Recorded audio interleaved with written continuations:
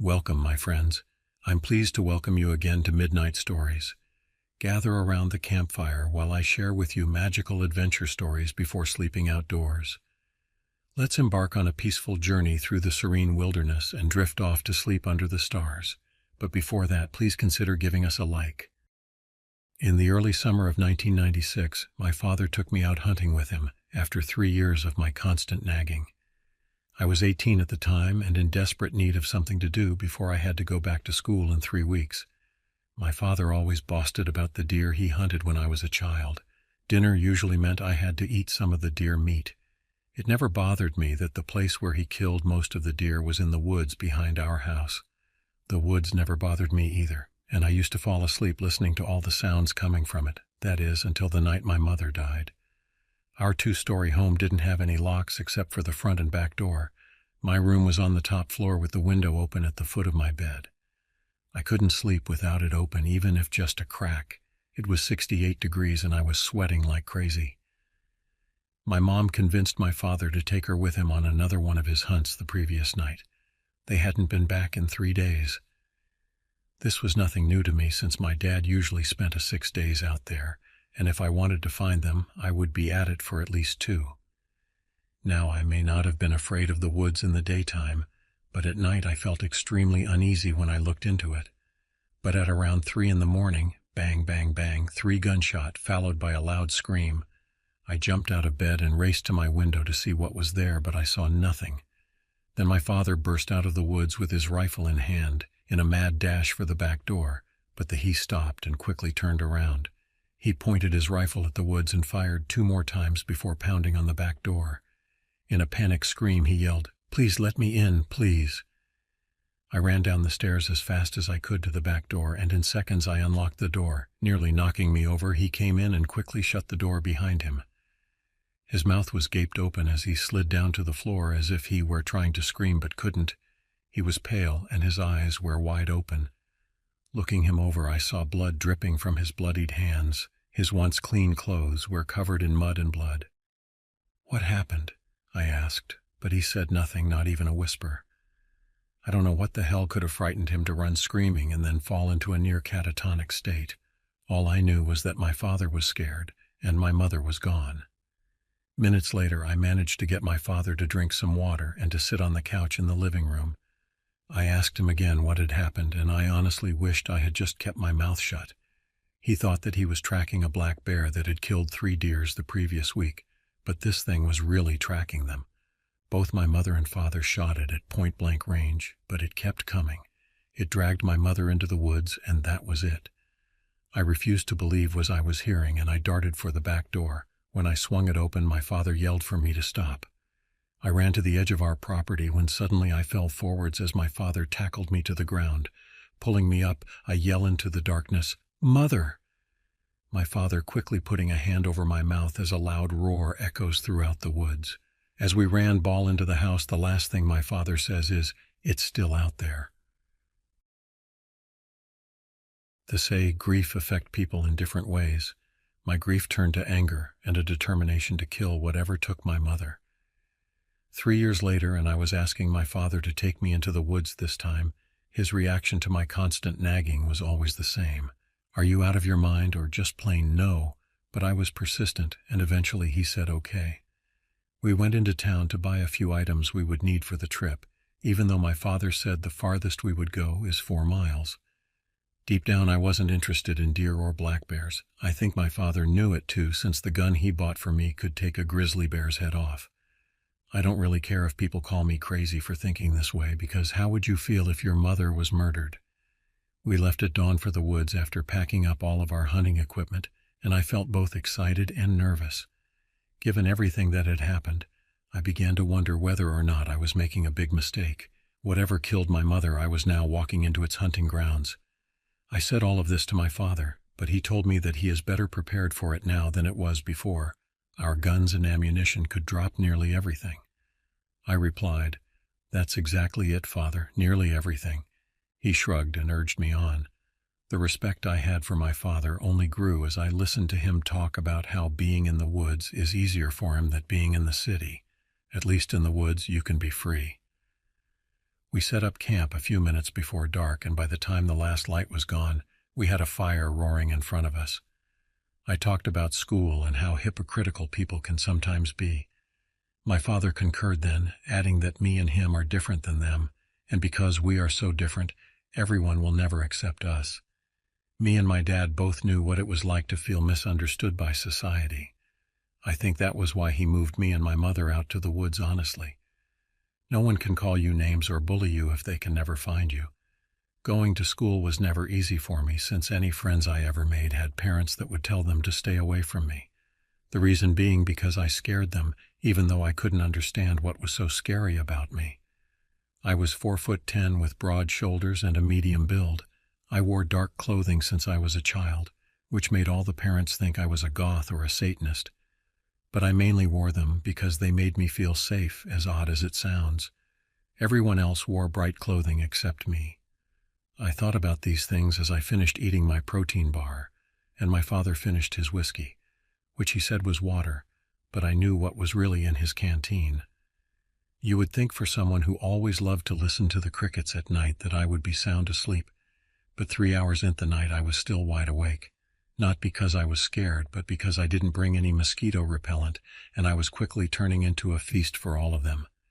Seconds later, the woods came alive with the sounds of small animals scurrying around on the forest floor. Then foxes and owls began calling out to each other. "I wonder what has all of you so riled up," I whispered, as I then saw 5 deer suddenly dart out in front of me. This quickly prompted my father to wake up and grab his gun. "I think I know," he whispered. "Dad, what's going on?" I asked, but all he did was put a finger to his lips as he peered into the darkness. There was a loud thing from behind us, followed by the sound of twigs snapping under the weight of something heavy and close by. Soon more twigs began to snap in nearly every direction. "Maybe it's deer." There was a loud grunt to the right of me, and I felt my father press his back against me. He whispered for me to stay close to him and to shoot if I see anything move towards us, but I couldn't see anything. Suddenly my father fires a shot, then runs into the woods yelling, "I got it, I got it." I yell for my dad to come back, but no sooner do the words leave my mouth do I hear him screaming in agony, followed by a loud, wet crunch and a low growl. The woods went completely quiet, save for the sound branches snapping as something slowly and methodically circled around our campsite. The woods was nearly out now, and whatever it was in knew not to get too close or otherwise I could see it. I was shaking, and the gun in my hand shook so much that I thought it would eventually fall out of my hand. But I gripped it tight, as all sound suddenly stopped. My heart was beating so fast I thought it was going to burst out of my chest and run away. God knows I felt like running, but my legs were frozen in place. The fire now had dwindled down to a few smoldering embers, and with the last dying flame my hope for tomorrow died with it. After all of this time I had spent preparing myself to confront the very thing that tore my family away from me. Instead of facing it with courage, I felt like wetting myself.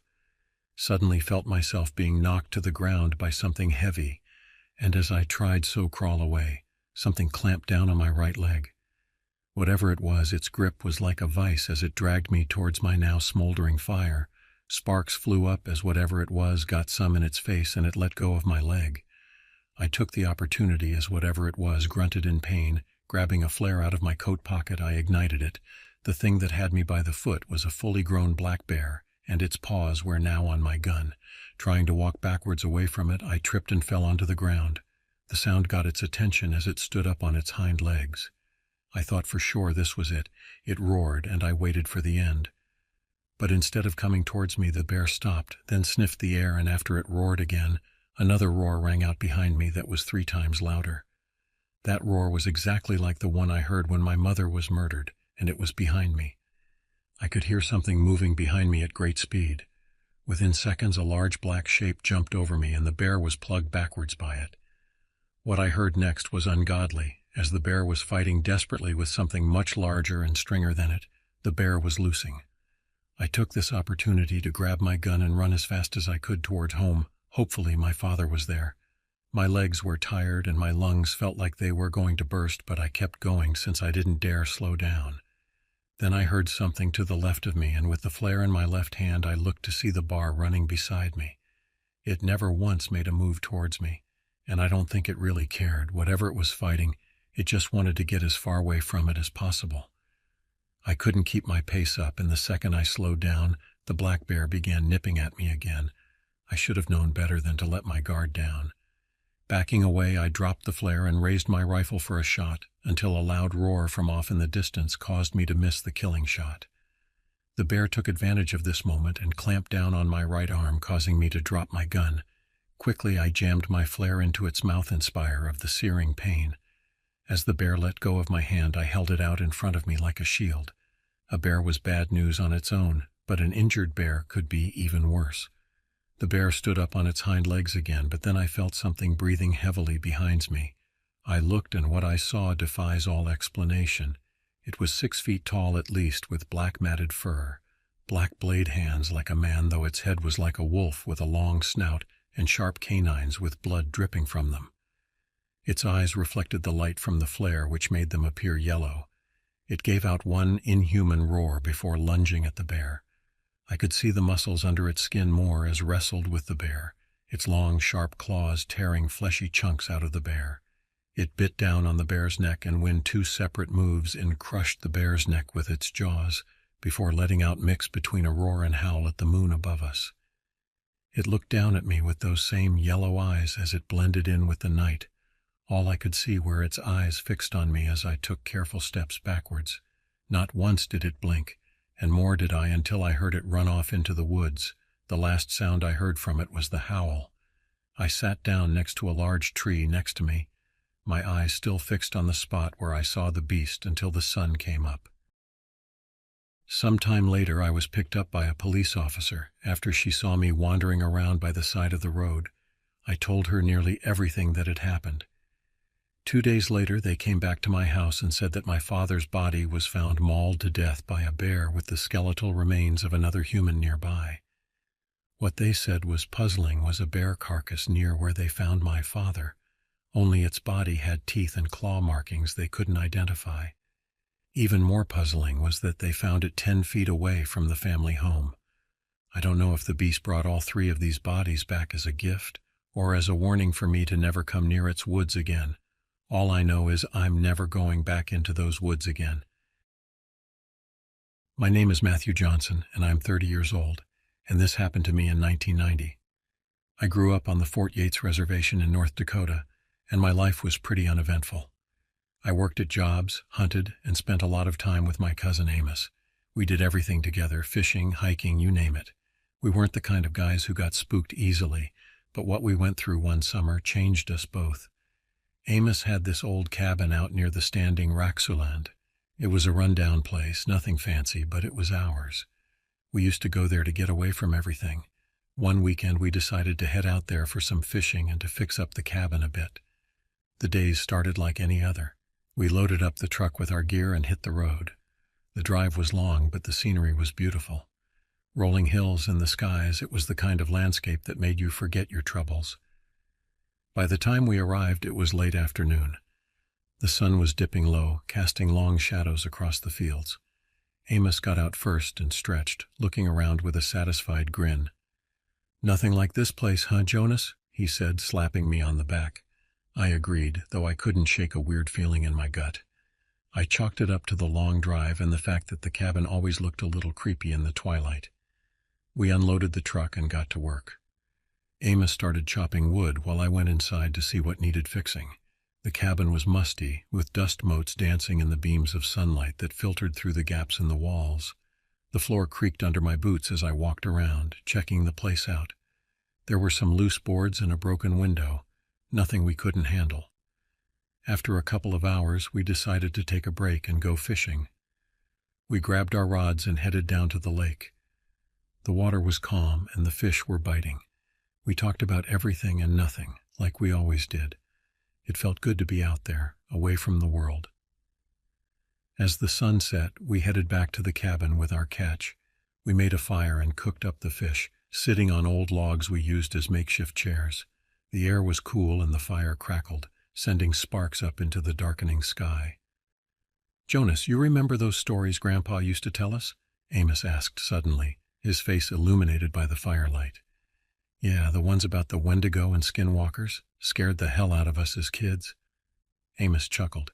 Yeah, those. You ever wonder if there's any truth to them? I shrugged. I don't know, man. Old stories, right?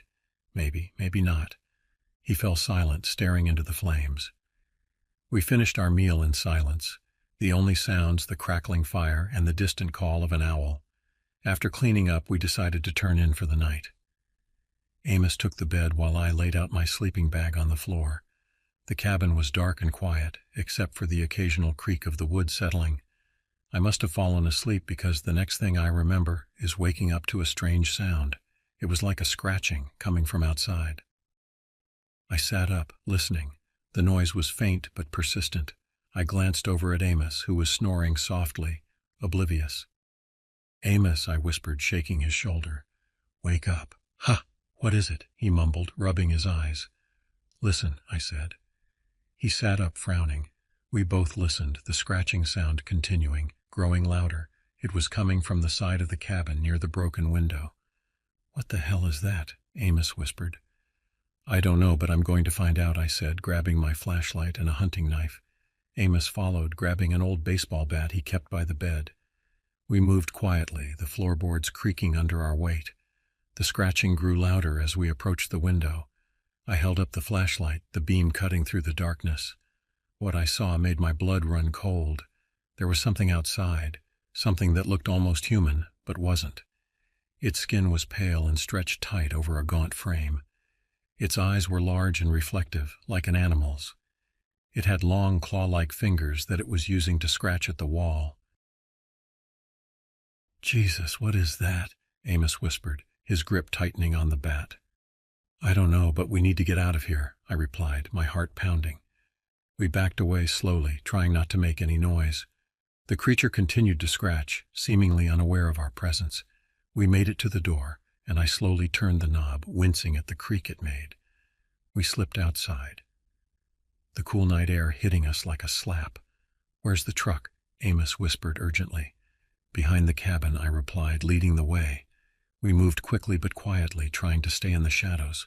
The truck was parked a few yards away, and I could see it gleaming faintly in the moonlight. Just as we reached the truck, we heard a loud crash from inside the cabin. The creature had broken through the window and was now inside. We didn't wait to see what it would do next. I fumbled with the keys, my hands shaking. Finally, I got the door open and we both jumped in.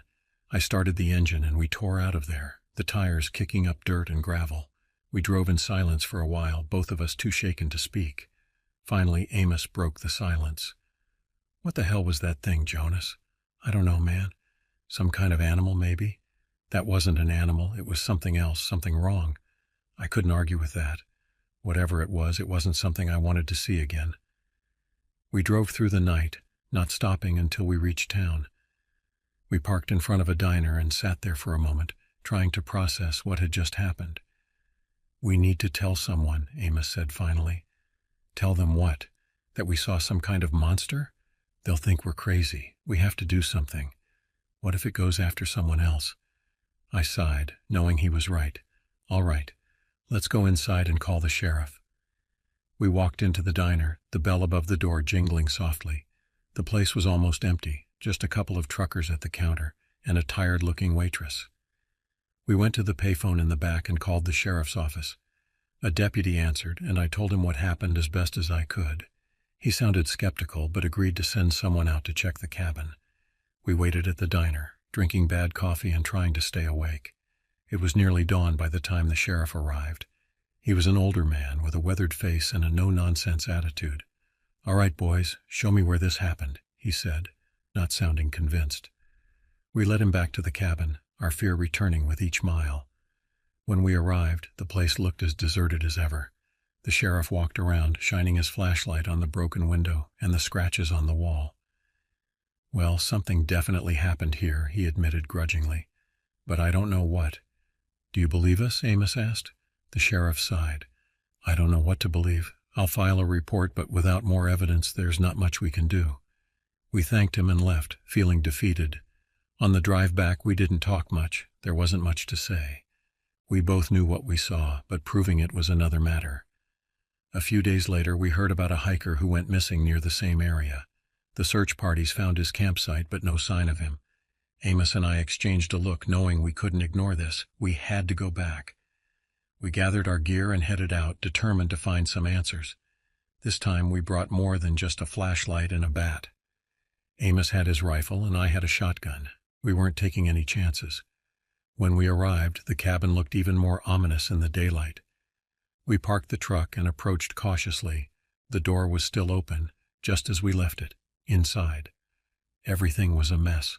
Furniture was overturned, and there were deep gouges in the walls. "Let's check the woods," I suggested, feeling a chill run down my spine. We moved through the trees, our eyes scanning the underbrush. The forest was eerily quiet, the only sound our footsteps on the leaf-strewn ground. We found the hiker's campsite easily enough. His tent was there, along with his backpack and supplies, but there was no sign of him. "Jonas, look at this," Amos called out, pointing to the ground. There were tracks leading away from the campsite, strange, elongated footprints that didn't belong to any animal I knew. We followed the tracks, our nerves on edge. They led us deeper into the woods to a clearing where the trees grew sparse. In the center of the clearing was a cave, its entrance hidden by overgrown bushes. "Do you think it's in there?" Amos asked, his voice barely above a whisper. "Only one way to find out," I replied, gripping my shotgun tightly. We approached the cave cautiously, our flashlights cutting through the darkness. The air inside was cool and damp, and the smell of decay hit us like a wall. We moved slowly, the light revealing bones scattered across the floor. Human bones. "Oh, God," Amos whispered, his face pale. We continued deeper, the tunnel narrowing as we went. The scratching sound started again, louder this time, echoing off the walls. We rounded a corner and saw it. The creature hunched over, gnawing on something. It looked up, its eyes reflecting the light, and let out a low, guttural sound. "Shoot it," I yelled, raising my shotgun. Amos fired first, the shot echoing like thunder in the confined space. The creature shrieked and lunged at us, moving impossibly fast. I fired, the blast catching it in the side. It staggered, blood spraying the walls, but it didn't go down. I shouted, grabbing Amos and pulling him back toward the entrance. We sprinted through the tunnel, the creature's smiles echoing behind us. We burst out into the daylight, not stopping until we reached the truck. I fumbled with the keys, my hands shaking, and finally got the door open. We jumped in and tore out of there, the engine roaring. We didn't stop until we were back in town, our hearts pounding and our minds racing. We went straight to the sheriff's office, bursting in and telling him everything. We found the missing hiker. "Or what's left of him," I said, my voice shaking. The sheriff looked at us, his face grim. "All right, boys, show me." We led him back to the cave, this time with a full posse. They found the bones, just as we said, and the blood trail leading deeper into the woods. The creature was gone, but the evidence was enough to convince them. The search for the creature continued for weeks, but it was never found. The cave was sealed off, and warnings were posted in the area. Amos and I were hailed as heroes, but it didn't feel like a victory. We had seen something that couldn't be explained, something that would haunt us forever. We never went back to the cabin. Amos sold it, and we tried to move on with our lives. But every now and then I think about that night, and I wonder if it's still out there, waiting. People still go missing from time to time in those woods. The locals talk about it in hushed tones, passing on the story like a cautionary tale.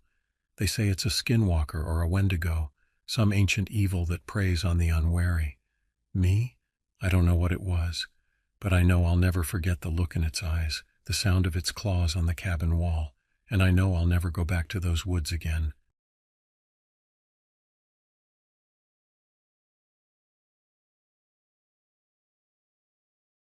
I've always been a bit of a homebody. My wife, bless her heart, jokes that I need a crowbar to drag me away from the TV. Truth is, I just like the quiet, you know? After a long day working on cars in the shop, there's nothing better than plopping down on that ratty old couch and cracking open a cold one. It's even nicer out here on the ranch, away from the city lights. There ain't much nightlife anyway. This town practically shuts down around 9 o'clock. So here I was, just a normal Wednesday night back in August. My wife, Emmeline, had headed out with some friends for dinner and a show. Honestly, the theater scene ain't my thing. I told her to have a good time. I could easily microwave myself a burrito and watch the ball game in peace. After she left, I settled into my usual routine.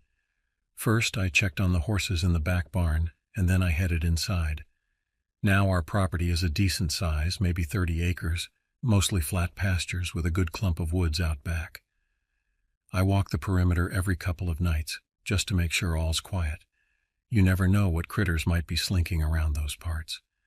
That night, everything felt normal. Too normal, almost. It was one of those still muggy Mississippi evenings. I barely got 3 steps outside when I noticed it. The air had gone dead quiet.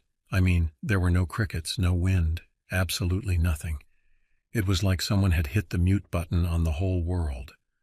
Huh, I muttered to myself, that's mighty strange. I'll admit it put me a little on edge, but I wasn't about to turn around and hide inside. I continued my rounds, my flashlight beam cutting through the darkness ahead. As I got closer to that line of trees, I'll admit, the hair on the back of my neck started to prickle. You get that gut feeling sometimes, know what I mean? Like something was just ain't quite right. Still, I told myself I was being a damn fool. This was my land. I knew these woods. Just when I was about to head back toward the house, I heard it. A rustling sound, low and scratchy, coming from the heart of the trees. Now I've dealt with my share of possums and raccoons, but this sounded different. It was bigger, heavier, like the footsteps of someone or something trying to be quiet but failing miserably. I froze in my tracks, aiming the beam of my flashlight deeper into the trees. "Who's there?" I called out, my voice sounding kind of shaky even to my own ears. For a moment there was nothing but silence. Then the rustling picked up again, closer this time. My heart kicked up a notch, and I gripped the flashlight like it was my only weapon. Suddenly 2 shapes detached themselves from the shadows. At first I couldn't make them out. It seemed like they were hunched over on all fours, their bodies twisted and strange. And my God, they were huge, at least 6 feet tall at the shoulder with bulky, uneven limbs that seemed to bend in ways they shouldn't. My stomach lurched. I'd never seen anything move like that, and I swear, for one crazed moment, I thought it might be some kind of escaped zoo animal. But then, as the creatures stepped closer into the light, I realized my mistake. Their hides weren't fur, but smooth greenish skin speckled with dark spots, like some kind of nightmarish frogs. Their heads were too large, almost like misshapen melons, with wide, flat mouths that hung slack beneath enormous, protruding eyes. They stared straight at me, unblinking, and a wave of unnatural cold washed over me. Whatever these things were, they weren't natural. I don't know how long I stood there, just gawking like a goddamn idiot. I must have finally snapped out of my trance because when I blinked, the things were charging at me. Instincts took over. I spun on my heel and ran straight for the house. The beam from my flashlight bounced wildly over the ground in front of me. I could hear the creatures close on my tail, their breaths like a guttural chorus of growls and hisses. I slammed into the back door, fumbled the lock and tumbled inside, slamming the door behind me. My heart was beating a mile a minute, so loud in my ears I swore the things outside could hear it too. I stumbled over to the window just as one of the creatures slammed into it. The glass rattled with the force of the impact, but thankfully it held. I saw the creature loom over the thick pane, its eyes reflecting the dim porch light, its monstrous hand slapping at the wood. I could hear it trying to claw its way inside. My breath came in harsh gasps as I scrambled for the phone. I fumbled it twice, my slick hands almost dropping it to the floor. 911. "What's your emergency?" a tinny voice answered. "There's something in the woods," I stammered, my voice shaking. "I don't know what it is. Please, you gotta help me." I rattled off my address practically in tears. I wasn't sure if they believed me, but they promised to send someone out. Still, they couldn't get there fast enough. I moved to the living room where my old shotgun leaned against the wall, a relic from duck hunting trips with my dad when I was a kid. I didn't even know if it still worked, let alone if I could stomach using it. But at that moment, it was the only defense I had. I loaded it with shaky hands, a cold sweat forming on my brow. I didn't have long to wait. From the back porch I could see the creature prowling outside, peering in through the windows. It hissed in frustration, swiping at the glass with its monstrous claws. God only knows what those things could rip through. I had to do something, some kind of diversion. Then it hit me. My truck. I could lure the damn thing away from the house. Heart pounding, I crept through the kitchen toward the front door. The floorboards creaked under each step, and I wanted to scream at myself to be quieter. But fear had a way of silencing all your senses except the ones it needed for survival. I eased the door open just a crack, then bolted across the porch. My keys jangled noisily in my pocket. I flung myself into the truck, slammed the door, and fumbled with the ignition. With a roar, the engine coughed to life. Success. The creature whirled toward the noise, abandoning its focus on the house. It crouched low, those grotesque limbs twitching in anticipation as it inched closer to the truck. I slammed it into reverse, tires spinning and spraying gravel as I shot out of there. I didn't have a real plan, just a desperate need to put distance between me and those things. We played this deadly game for what felt like hours, weaving in and out of the pastures, headlights cutting through the thick darkness, the creatures in hot pursuit. Finally, as dawn started to break, I noticed a narrow opening between the trees leading to the old dirt road, which ran adjacent to the property. It was a long shot, but my only one. I gunned the engine, my knuckles white on the steering wheel, swerving the truck into that tight gap. One of the creatures lunged for the open window. I ducked and prayed to a god I wasn't sure I believed in. Its claws raked the side of the truck, scratching the metal down to bare, gleaming steel. The opening wasn't big enough. I could hear the scraping and groaning of the truck frame against the trees, feel my world tilting. But I kept my foot on the accelerator, pushing the old girl past her limits. Behind me I heard a shriek, followed by a horrendous ripping sound that sent chills down my spine. When I finally risked a look back, I saw one of the creatures entangled in the trees, branches impaled through its leathery hide. It thrashed and gnashed, but it was pinned. The other one had vanished into the woods. I kept driving until I hit the town limits and finally pulled over at the first gas station I saw. I don't know if I was crying, yelling, or simply shaking. Probably all three. What I do know is that the good folks manning the pumps didn't even question me. They just brought me coffee and called the cops. When the sheriff arrived, I told him everything. The creatures, the chase, the whole damn mess. I half expected him to laugh or lock me up for being crazy, but he didn't. He just took me back to the ranch, a whole squad of officers in tow. They found the creature, still stuck, still alive, but bleeding out fast. They found signs of the other one, too. Blood splatters leading deeper into the woods. Turns out those shotguns the cops brought came in handy that day, let's just say that. They never figured out what the hell those things were. Some kind of escaped experiment, they speculated. Or a genetic mutation, maybe a new species. I don't know, and honestly, I don't care. The important part is they never came back. Emmeline did, though. She rushed home the moment she heard, her face etched with worry. When I recounted the whole ordeal, she didn't question a word. She just held me tight, promising we'd sell the damn ranch and find a new home as far away from Mississippi as possible. And we did just that. Packed up our lives and moved to a nice, quiet suburb where the most dangerous creature is probably your neighbor's yappy poodle. And frankly, I'm okay with that.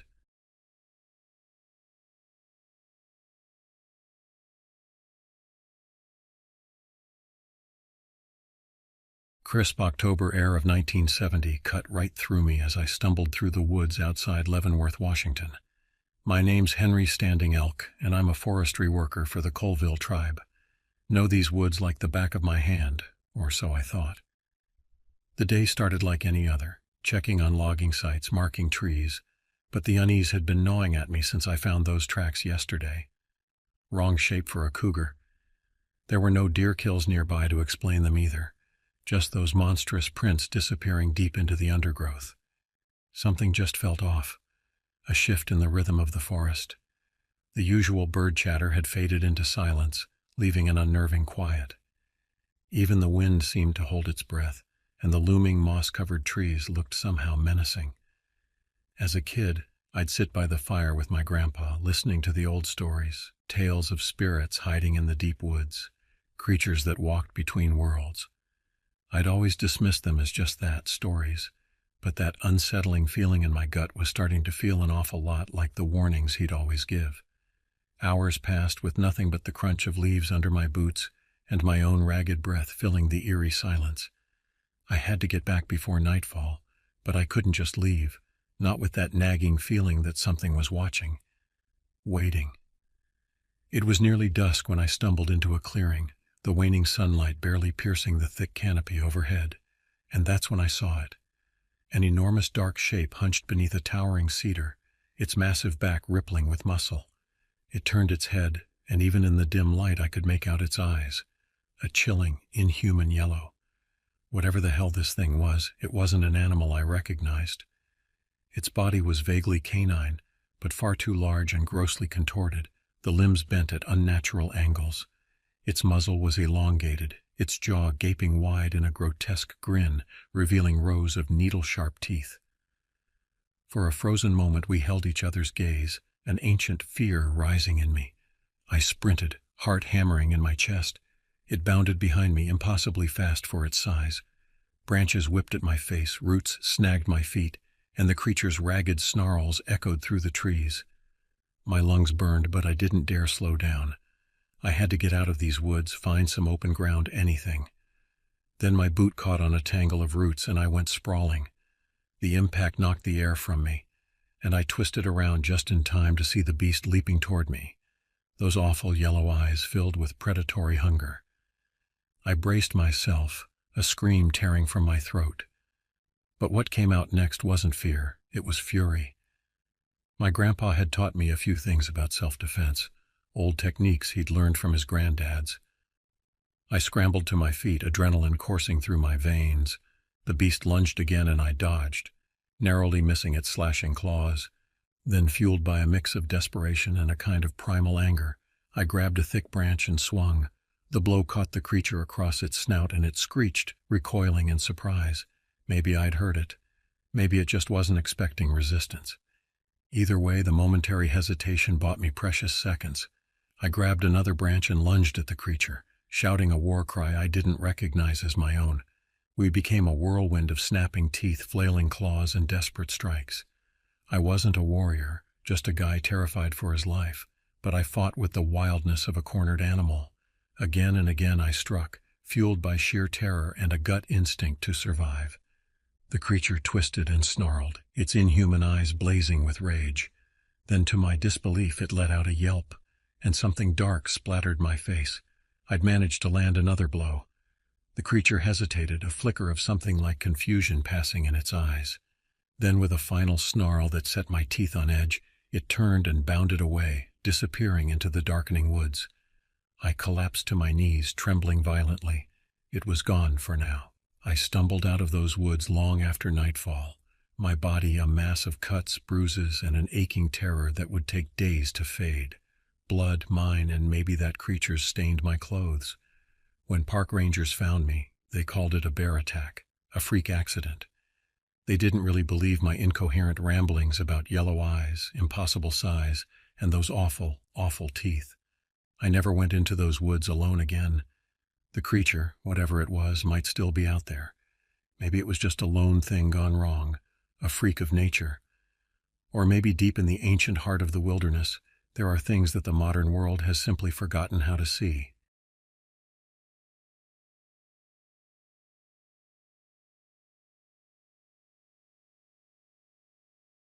My name is Logan Scott, and I am 28 years old, and this happened to me on September 14th, 2000. I was working as a search and rescue officer in the deep woods of the Ouachita Mountains, Arkansas. You know, the kind of job where you spend more time with trees and trails than with people. It's not glamorous, but it's honest work, and it usually involves finding lost hikers, drunk campers, and the occasional runaway teenager. This day, though, it was something else entirely. I was paired up with my buddy, Leo Maddox, another seasoned officer. We got a call about a missing family, the Harlows. They were a quiet bunch, kept to themselves, and lived in a cabin they built themselves, way off the beaten path. The father, Rick Harlow, was a retired engineer. His wife, Nancy, was a teacher, and they had a teenage daughter, Lily. No one had heard from them in over a week. Their nearest neighbor, a good 5 miles away, reported it.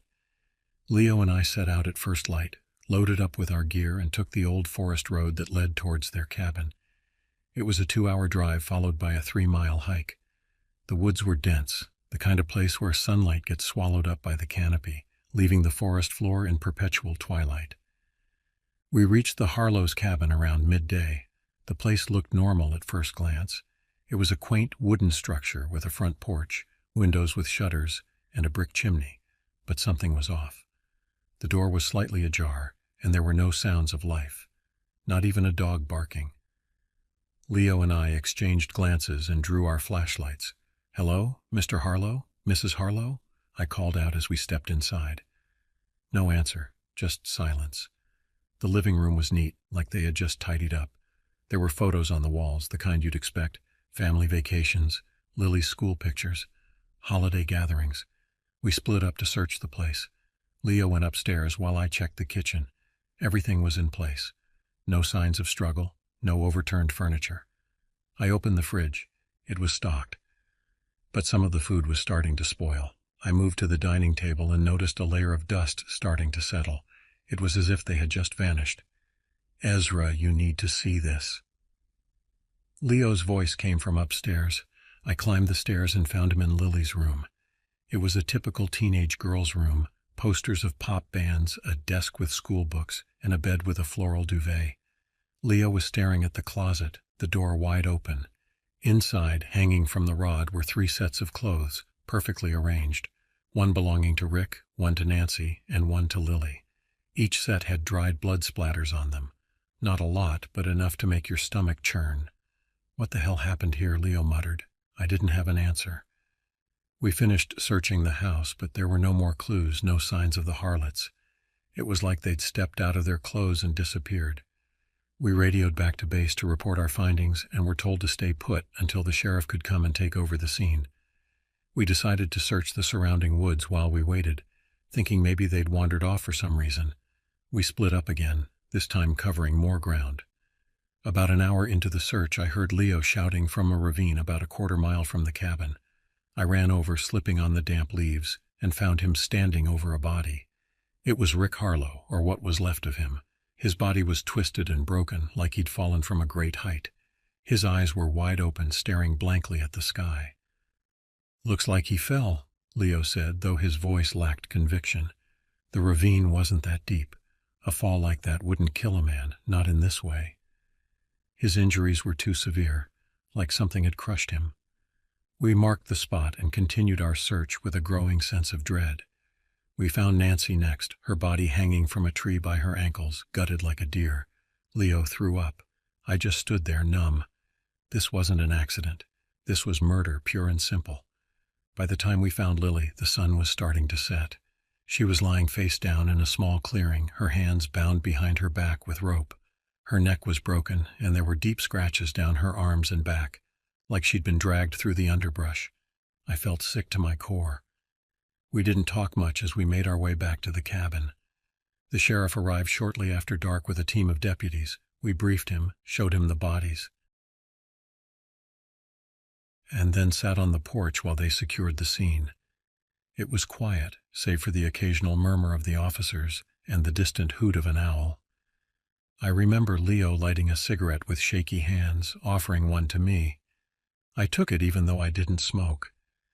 The nicotine buzzed through my system, doing little to calm my nerves. "They didn't just disappear," Leo said finally, breaking the silence. "Something got to them." "Yeah," I agreed, "but what?" The sheriff came over, looking grim. "We'll take it from here, boys. Head back to town and get some rest. We'll call if we need anything else." We nodded and started the long hike back to the truck. We didn't speak much, lost in our thoughts. It wasn't until we were halfway back that Leo stopped dead in his tracks. "Ezra, did you hear that?" he whispered. I strained my ears but heard nothing unusual. "Hear what?" "Footsteps," he said, his voice barely audible. "Someone's following us." I turned slowly, shining my flashlight into the dark woods. The beam cut through the shadows, revealing only trees and undergrowth.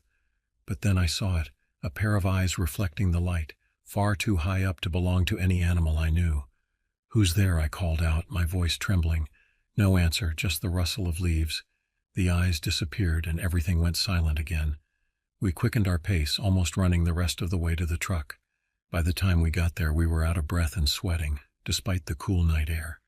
We reported the sighting to the sheriff, but he seemed skeptical. "Probably just a deer," he said. "Get some rest, you two. You've had a rough day." We drove back to town in silence. Leo dropped me off at my place and I collapsed into bed, exhausted but unable to sleep. My mind kept replaying the events of the day, the images of the Harlow's bodies, the eyes in the woods. I finally drifted off just before dawn. The next day I was called into the station for a debriefing. The sheriff had questions, lots of them. I told him everything I knew, which wasn't much. The investigation was officially opened, but there were no leads, no suspects, and no motives. The Harlow's deaths were ruled as homicides, but the case went cold quickly. Weeks turned into months, and the horror of that day slowly faded into the background of everyday life. But Leo and I couldn't shake it off completely. We both took leaves of absence from work, trying to cope with the trauma in our own ways. Leo started drinking more, and I threw myself into home repairs, anything to keep my mind occupied. One evening, about 6 months later, Leo called me, his voice frantic. "Ezra, you need to come over, now." I rushed to his place, finding him in his living room with papers strewn everywhere, maps, notes, and newspaper clippings. He looked disheveled, like he hadn't slept in days. "I've been doing some research," he said, pointing to the mess. "There have been other cases like the Harlows around here. Families disappearing, bodies found mutilated, and always in the same pattern." I looked at the papers, trying to make sense of it. He had dates, locations, victim profiles. It was thorough, meticulous. "What are you saying, Leo?" "There's something in those woods, Ezra, something hunting people." I wanted to dismiss it as paranoia, but deep down I knew he was right. I'd seen those eyes, felt that presence. "What do we do?" "We need to go back," he said, determination in his eyes. "Find out what it is and stop it." It sounded insane, but I agreed. We armed ourselves with rifles and gear, and 2 days later, we were back in the Washitas, retracing our steps to the Harlow's cabin. The forest seemed even darker, more foreboding than before. We camped near the cabin, taking turns keeping watch. On the third night, just past midnight, I heard it, footsteps, slow and deliberate, circling our camp. I nudged Leo awake, and we both grabbed our rifles, scanning the darkness. "Who's there?" Leo called out. No answer. The footsteps stopped, replaced by a low, guttural noise, almost like a growl, but not quite. Something primal. And then we saw it, a figure emerging from the trees, tall and gaunt, its skin pale and eyes glowing in the moonlight. It moved with unnatural grace, almost gliding over the forest floor. I shouted, raising my rifle. The thing didn't stop. Leo fired a warning shot, and it let out a screech, a sound that made my blood run cold. It lunged at us faster than anything I'd ever seen. Leo fired again, hitting it square in the chest, but it barely flinched. I joined in, unloading my rifle into the creature. It finally stumbled, falling to the ground with a thud. We approached it cautiously, rifles still trained on it.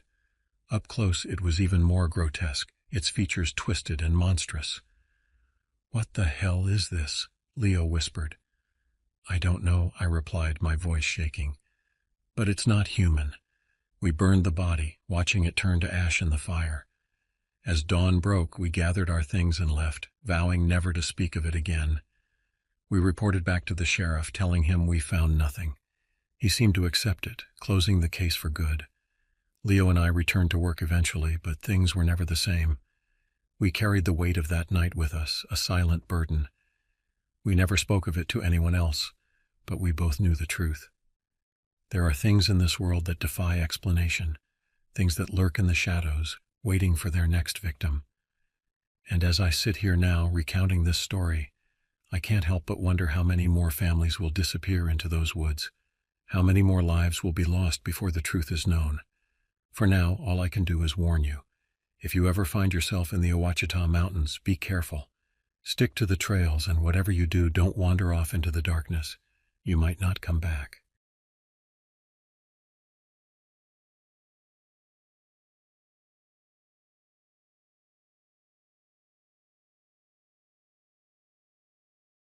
Being a game warden up in the backcountry isn't just a job for me, it's my life. I've been patrolling these woods for nearly 15 years, so you could say I know them like the back of my hand.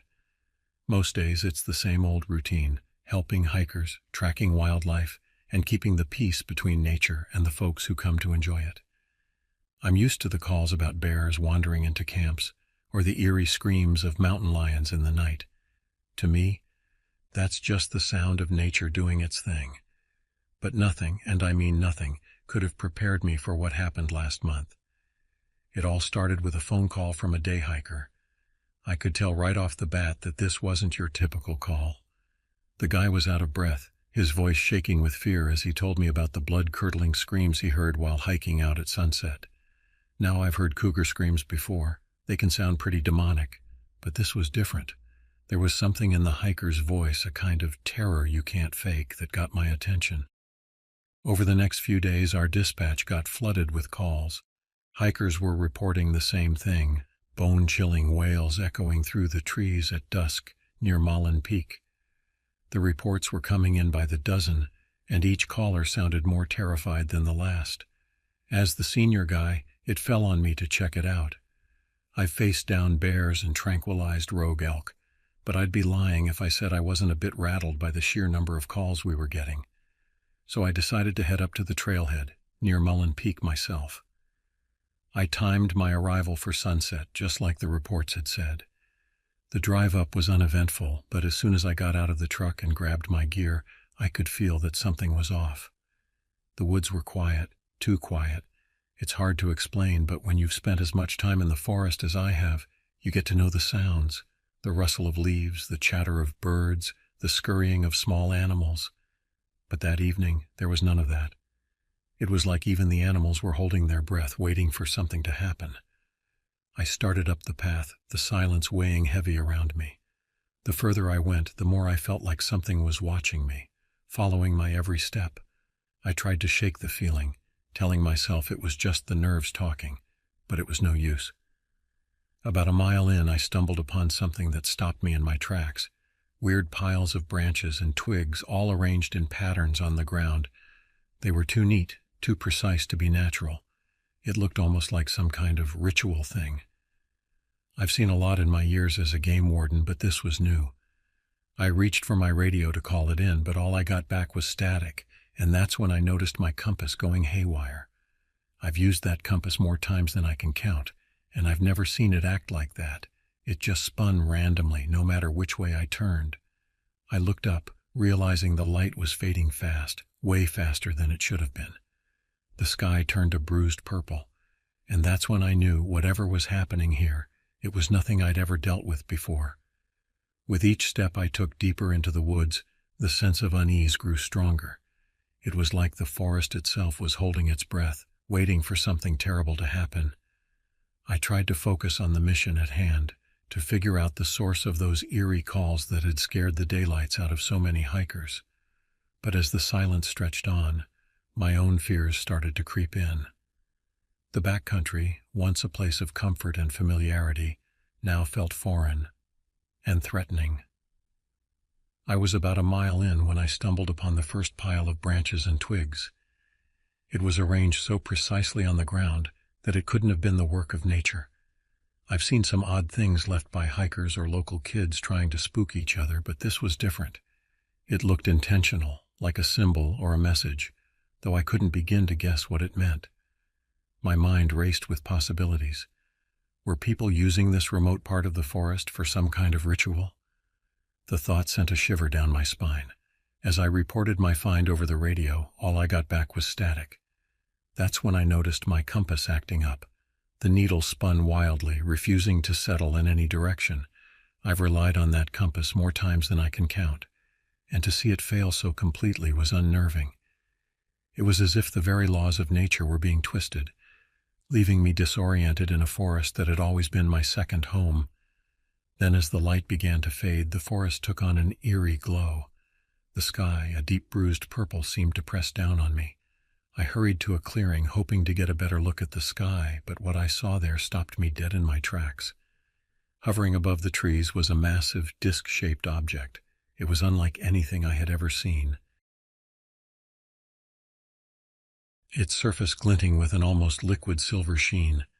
The setting sun cast strange reflections off its surface, making it seem like it was pulsating with light. It made no sound, which somehow made it even more terrifying. I stood there, rooted to the spot, staring at this UFO. It was like something straight out of the movies, yet here it was, floating in the sky above me. But the true horror lay on the ground beneath the hovering ship. Lined up evenly were 5 mountain lions, their bodies opened with surgical precision. It was a gruesome sight, their organs removed so cleanly that there was no blood, no mess. It looked like the work of a skilled surgeon, not any predator known to these woods. The sight of those mountain lions so violently altered filled me with a dread unlike any I'd felt before.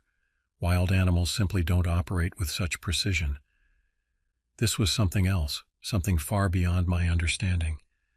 As I took a step back, trying to process what I was seeing, a blinding white light poured down from the ship. It was so intense, so pure that I couldn't see anything else. It felt like it was burning right through me, leaving nothing but pain in its wake. The next thing I knew, I was lying face down in the dirt, just outside the ring of those sacrificed animals. I was disoriented, my body aching as if I'd been through a wringer. Pulling myself up, I realized I had to get back to the trailhead, no matter how. The forest, once my sanctuary, now felt like a trap closing in around me. Waking up on the forest floor was a shock. My head was pounding and my body felt like I'd just run a marathon, then got hit by a truck at the finish line. For a few moments I just lay there trying to piece together what had happened. The last thing I remembered was the blinding light coming from that thing in the sky. Everything after that was a blur. As I slowly got to my feet, everything felt wrong. My skin burned, and when I looked down, I saw angry red patches across my arms and face. And there were marks, too. Strange, circular marks that looked almost like crop circles. It was like something out of one of those alien movies, except it was on my skin, and it was real. I felt a wave of panic rise in my chest. What had happened to me? Stumbling through the forest, I made my way back to the trailhead, driven by a mixture of fear and determination. Every step was a struggle, my body screaming in protest, but I had to get back. I had to find help. When I finally made it back to the ranger station, my boss took one look at me and knew something was seriously wrong. Without a word, he drove me straight to the ER. The doctors ran all sorts of tests, MRI, Connecticut scans, blood tests, but they couldn't find anything. They couldn't explain the burns, the marks, or why I felt so weak. They suggested it might be some form of electrocution, but nothing added up. It was as if whatever had happened to me was beyond their understanding. Back at work, things were different. My colleagues looked at me with a mix of concern and suspicion. Whispers of PTSD and losing it followed me around like a shadow. I tried to tell them what I saw, what I experienced, but it was clear they thought I was just rattled from being out in the woods alone. But I knew what I saw. I knew it wasn't just my imagination. Determined to find some answers, I led a team back to the site where it all happened. But when we got there, there was nothing. No ship, no marks, nothing. It was as if the forest had swallowed up all evidence of that night. We did find 2 of the mountain lion corpses, but the others were gone, vanished without a trace. The investigation turned up nothing conclusive. My story, backed by the physical evidence of my burns and the dead mountain lions, was met with skepticism and disbelief. The case was chalked up to unknown causes. Unofficially, I knew people thought I had cracked under the pressure. Despite everything, I couldn't shake the feeling of what I had experienced. The memory of the ship, the light, the pain, it was all too vivid, too real to be dismissed as a hallucination. But with no proof and no one willing to believe me, I was left to question my own sanity. The whispers, the looks, the isolation, it all weighed on me. But I knew I couldn't let it break me. I had faced something unimaginable, something beyond this world, and I had survived. Whatever others thought, I knew the truth, and somehow that had to be enough. Days turned into weeks, and the whispers at work never really stopped. I tried to ignore them, to focus on my job and pretend everything was normal. But nothing was normal anymore. Every time I closed my eyes, I saw the blinding light from the UFO, felt the heat scorching my skin. The nightmares were relentless, vivid replays of that night that left me waking up in cold sweats, heart pounding out of my chest. I became a bit of a loner, spending my lunch breaks by myself, avoiding the curious stares and hushed conversations of my colleagues. It wasn't just the physical scars that isolated me. It was the knowledge of what I had seen, what I had experienced. It set me apart in a way that was hard to bridge. The investigation into the strange occurrences in the forest was officially closed, marked as unexplained. But for me, there were still so many questions. Why me? What was that ship? Why did it leave those marks on my skin? And why did it kill those mountain lions with such precision? The lack of answers was maddening, a constant itch at the back of my mind that I couldn't scratch. I tried talking to my family about it, hoping for some semblance of understanding, or at least a comforting word. But I could see the doubt in their eyes, the underlying question of whether I had imagined the whole thing. It hurt, feeling so alienated from the people I loved, but I couldn't blame them. If I hadn't lived it, I'm not sure I would have believed it either. As the months passed, I found a sort of routine in my new reality. The scars on my skin faded into pale lines, but the marks remained, a constant reminder of that night. I started seeing a therapist, someone who didn't dismiss my experience outright, who listened and tried to help me make sense of it all. It wasn't a solution, but it was a start. One day, while patrolling the same area where it all happened, I stopped in the clearing where I had seen the UFO. It looked just like any other part of the forest, peaceful and unremarkable. Standing there, I realized that I would never get the answers I was looking for. Whatever had visited that night was gone, leaving no trace behind but the impact it had on my life. I had to accept that some things are beyond our understanding, beyond our control. It wasn't an easy pill to swallow, but it was necessary. I learned to live with the memories, with the nightmares. They became a part of me, a testament to my strength, my survival. In the end, I found a sort of peace, not because the questions had been answered, but because I had learned to live with the unknown. The experience had changed me, shaped me into someone new. I was no longer just a game warden. I was a survivor of something extraordinary, something otherworldly, and maybe that was enough. Maybe in the vast, unexplained universe, my story was just a small piece of a much larger puzzle, a puzzle I was okay with not completing.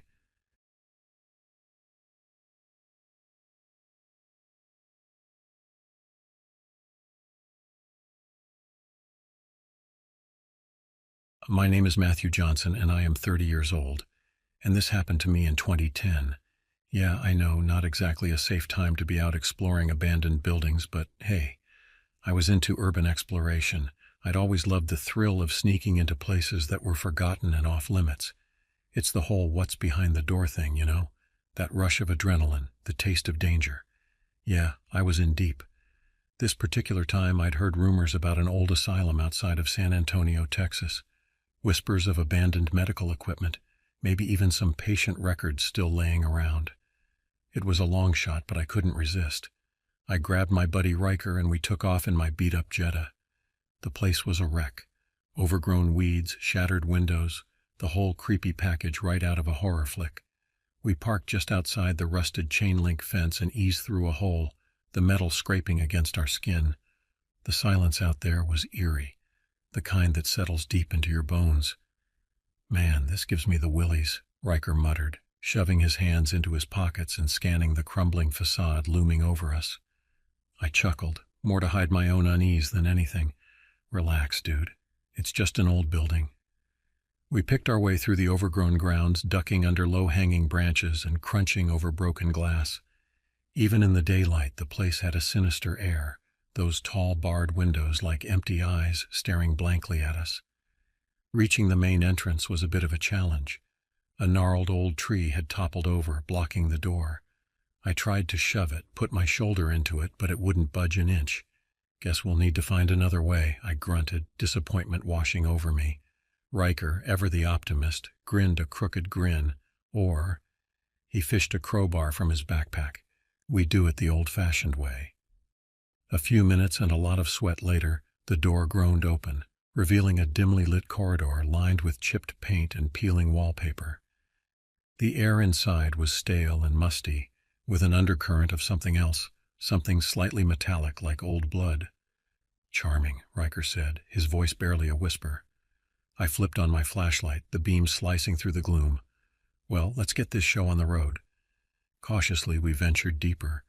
The first few rooms were your standard abandoned fare, overturned furniture, dust-covered medical cabinets and old papers scattered across the floor.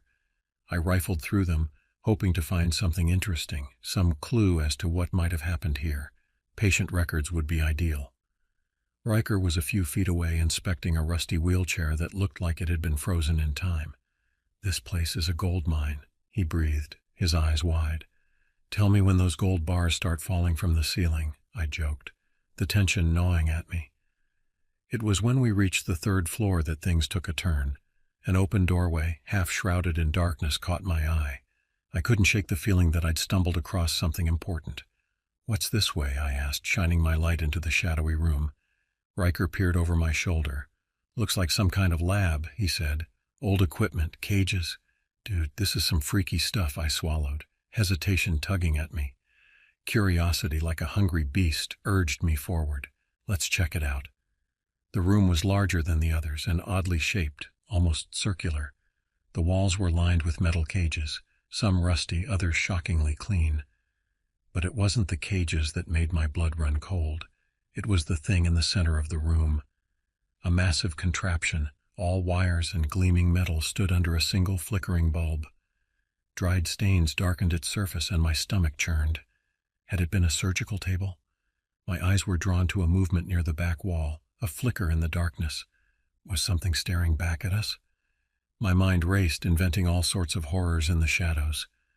"What the hell was this place?" Riker whispered, his face pale. That was when the floor gave out beneath us. Suddenly we were tumbling, plunging downwards in a cacophony of splintering wood and screams. I flailed wildly, the flashlight flying from my grasp, plunging us into darkness. Pain erupted in my ribs as I slammed into something hard and unyielding, Riker landing heavily on top of me, knocking the breath from my lungs. I coughed, struggling to breathe beneath his weight. "You okay?" I rasped, shoving him off. I tasted copper in my mouth, blood. "Think so," he groaned, gingerly rubbing his back. A low groan echoed through the darkness, reverberating unnaturally off the walls. It sounded like breathing, heavy rasping breaths filling the oppressive silence. My skin prickled with dread. "Riker, what was that?" Something brushed against my leg, something clammy and cold. I recoiled, my heart pounding a frantic tattoo against my ribs. A whimper escaped my lips. Then I heard Riker's sharp intake of breath, followed by another, more guttural groan. I could practically feel whatever was down here with us circling closer, its presence pressing in from all sides. "We gotta get out of here now," Riker hissed, the panic evident in his voice. I fumbled for my phone, the cracked screen glowing feebly. It wouldn't be much help in this inky blackness, but it was better than nothing. We had to find a way out, and fast. "Which way?" My voice trembled. I desperately tried to pinpoint where we'd fallen. The groan came again, louder this time, closer. A chilling realization struck me. We weren't alone down here. Something was hunting us, something unseen, lurking just beyond the reach of the faint light. Riker bolted to his feet, a panicked cry escaping his lips. We scrambled towards it, the flashlight beam bouncing wildly, desperation fueling our every step. More moans echoed through the space, the sound growing in volume and intensity. Whatever was down here, it was getting bolder, more aggressive.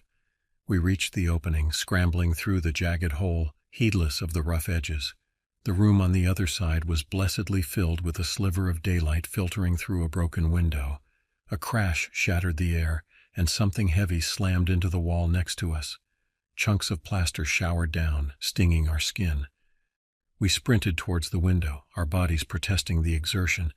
Behind us I heard a snarl that cut through me, a primal sound that sent a wave of pure terror washing over me. I didn't need to look back. I knew if we hesitated for even a second, we were done for. I shoved my shoulder against the window frame, forcing the rusty hinges to give way. It took all our combined strength to get it open far enough to squeeze through. I dropped to the ground outside, landing hard on a bed of tangled weeds, followed closely by Riker. We barely had time to catch our breath before the snarling, inhuman sounds erupted once more. We didn't wait to see whatever creature was chasing us. We bolted. Branches whipped at our faces and tore at our clothes as we plunged into the overgrown thicket that bordered the building. We ran blindly, the sounds of pursuit growing fainter with each desperate stride. Only when my lungs felt like they were on fire did I dare to slow down, collapsing against a gnarled tree trunk. Riker crumpled beside me, gasping for breath. We made it," he choked out, his voice a strained whisper. "Looks like it," I rasped, my voice raw with fear and exertion. Fear coursed through my veins, a toxic mix of adrenaline and abject terror. We still had to find our way out of these woods, and who knew what other dangers might be out here. We staggered to our feet, muscles screaming with protest. The sun was beginning to set, casting long shadows that made every rustle in the undergrowth seem ominous.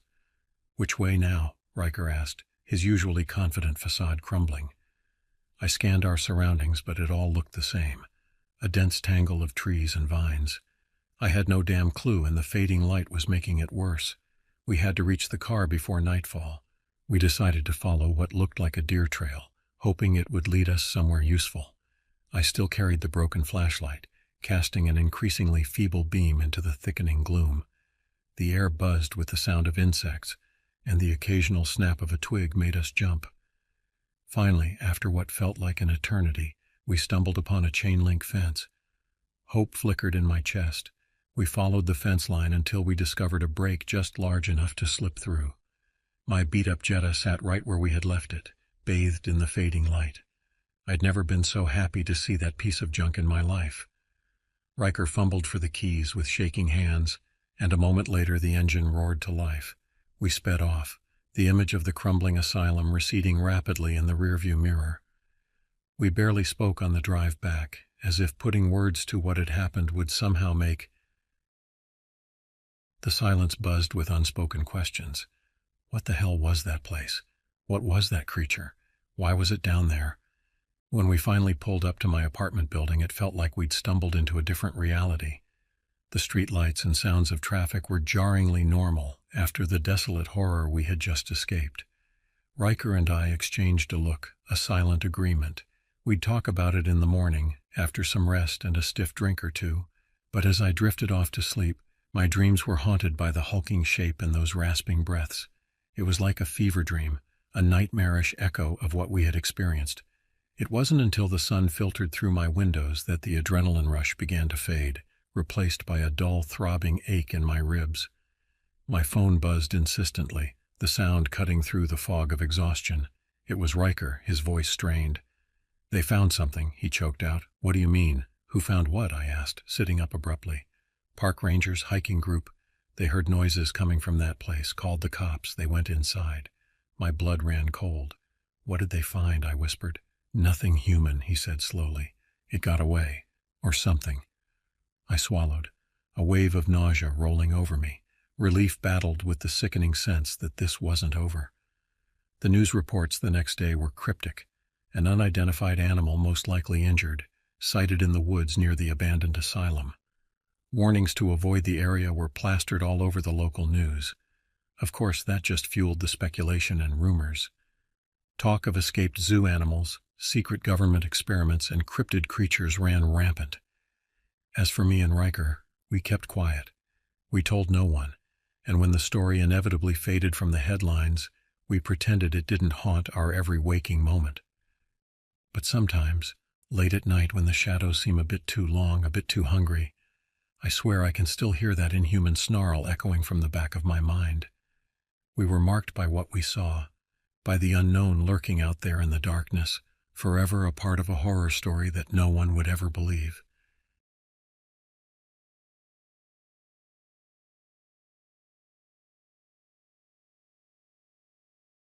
It was early 1958, and I was deep in the heart of Ozark National Forest. My name's Wyatt Caldwell, and hiking had always been a way to clear my head. The trails here held a certain peace, a comforting silence only woods that old can hold. That sense of ease was about to shatter like glass under a boot. This trail was a rough one, popular only with the more adventurous among us. I liked the solitude. Few folks meant more time with my thoughts. Well, my thoughts, and the crunch of leaves and the occasional chirp of some hidden bird. But I started noticing something on this trip. It was too quiet. My senses prickled. The hush felt deliberate, almost expectant. I stopped and listened hard. Nothing but trees and breeze. Yet that wrongness clung to the air. I'd learned not to ignore instincts forged from years in the woods, chalk it up to animal sense, whatever. Just a nagging feeling that I couldn't shake. Hours passed, the wrongness faded, and I began laughing at myself. Must have been something I ate. But then, at dusk, as I prepared camp on a high ridge, the feeling returned stronger than before, and with it, a noise. It was low, guttural, almost a growl, but not quite, like a big animal struggling with something.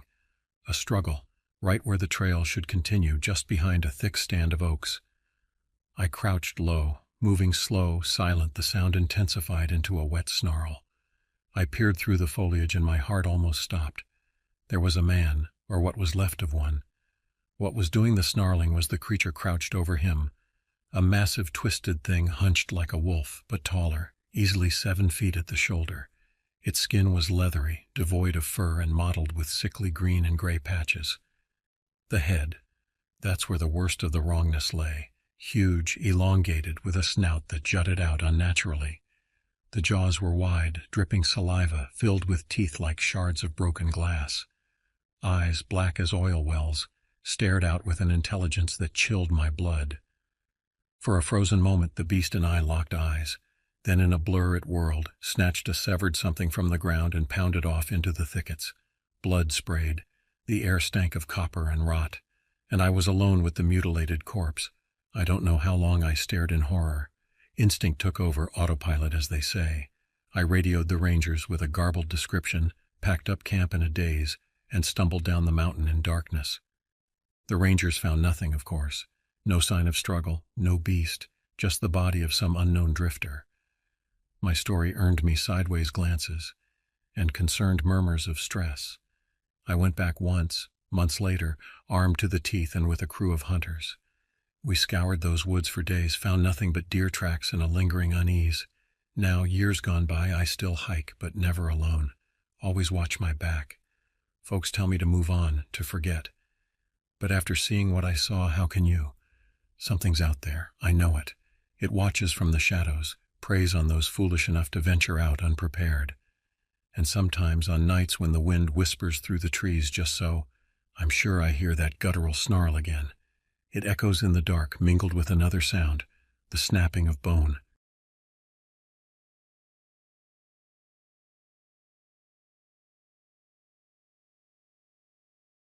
This happened to me a few years ago. Not that I like to talk about it. I was working as a park ranger out in Glacier National Park, Montana. Beautiful spot, or at least so I thought until all this happened. It was my job to check out all the trails, make sure everything was safe and maintained right. I was pretty fit in my mid-20s then, liked the solitary work, and figured if I ever did bump into a bear, well, that was part of the territory, right? Things started out simple enough. I was walking the South Loop Trail. It's a little less traveled than some of the others out there. There'd been a downed tree a few miles back. I was hauling a chainsaw, all set to clear it up. Now I heard something moving off to my right. I froze. Bear? Probably. No reason to panic. Plenty of them out there, and they tend to steer clear of humans. But this didn't sound like a bear. Movement was too light. Too wrong. The hair on the back of my neck prickled. I hefted the chainsaw, the low hum of the motor somewhat comforting. Maybe whatever it was would take the hint and back off. I crept forward a bit, peering through the trees, and then I saw it. Not fully, just a glimpse, but enough to make me do a double take. That was big, bigger than any bear. It was upright, walking on 2 legs like a person, but huge and covered in thick fur. The shape of the head was all wrong. My first thought was honestly some lunatic in a costume trying to prank hikers. Morons did it sometimes, but this thing moved like nothing human. It turned its head as if it sensed me. For just a second, under all that fur, I thought I saw eyes glinting yellow. Adrenaline coursed through me. Forget the damn tree, I was getting out of there. I turned and started back the way I came, half jogging at first, then picking up speed. Branches whipped at my face. I couldn't shake the feeling I was being watched, that thing stalking silently behind me. Back at the ranger station, I found my buddy Marcus manning the desk. "You look like you saw a ghost, Ben," he chuckled. "Almost did," I replied, trying for a nonchalance I didn't feel. I mentioned the downed tree, nothing more. Marcus grumbled about heading out to fix it, and I took the opportunity to slip into the back room and snag a bottle of water. My hands were still shaking. The next few days went by without incident. Still, I couldn't shake that feeling of something out in the woods, watching.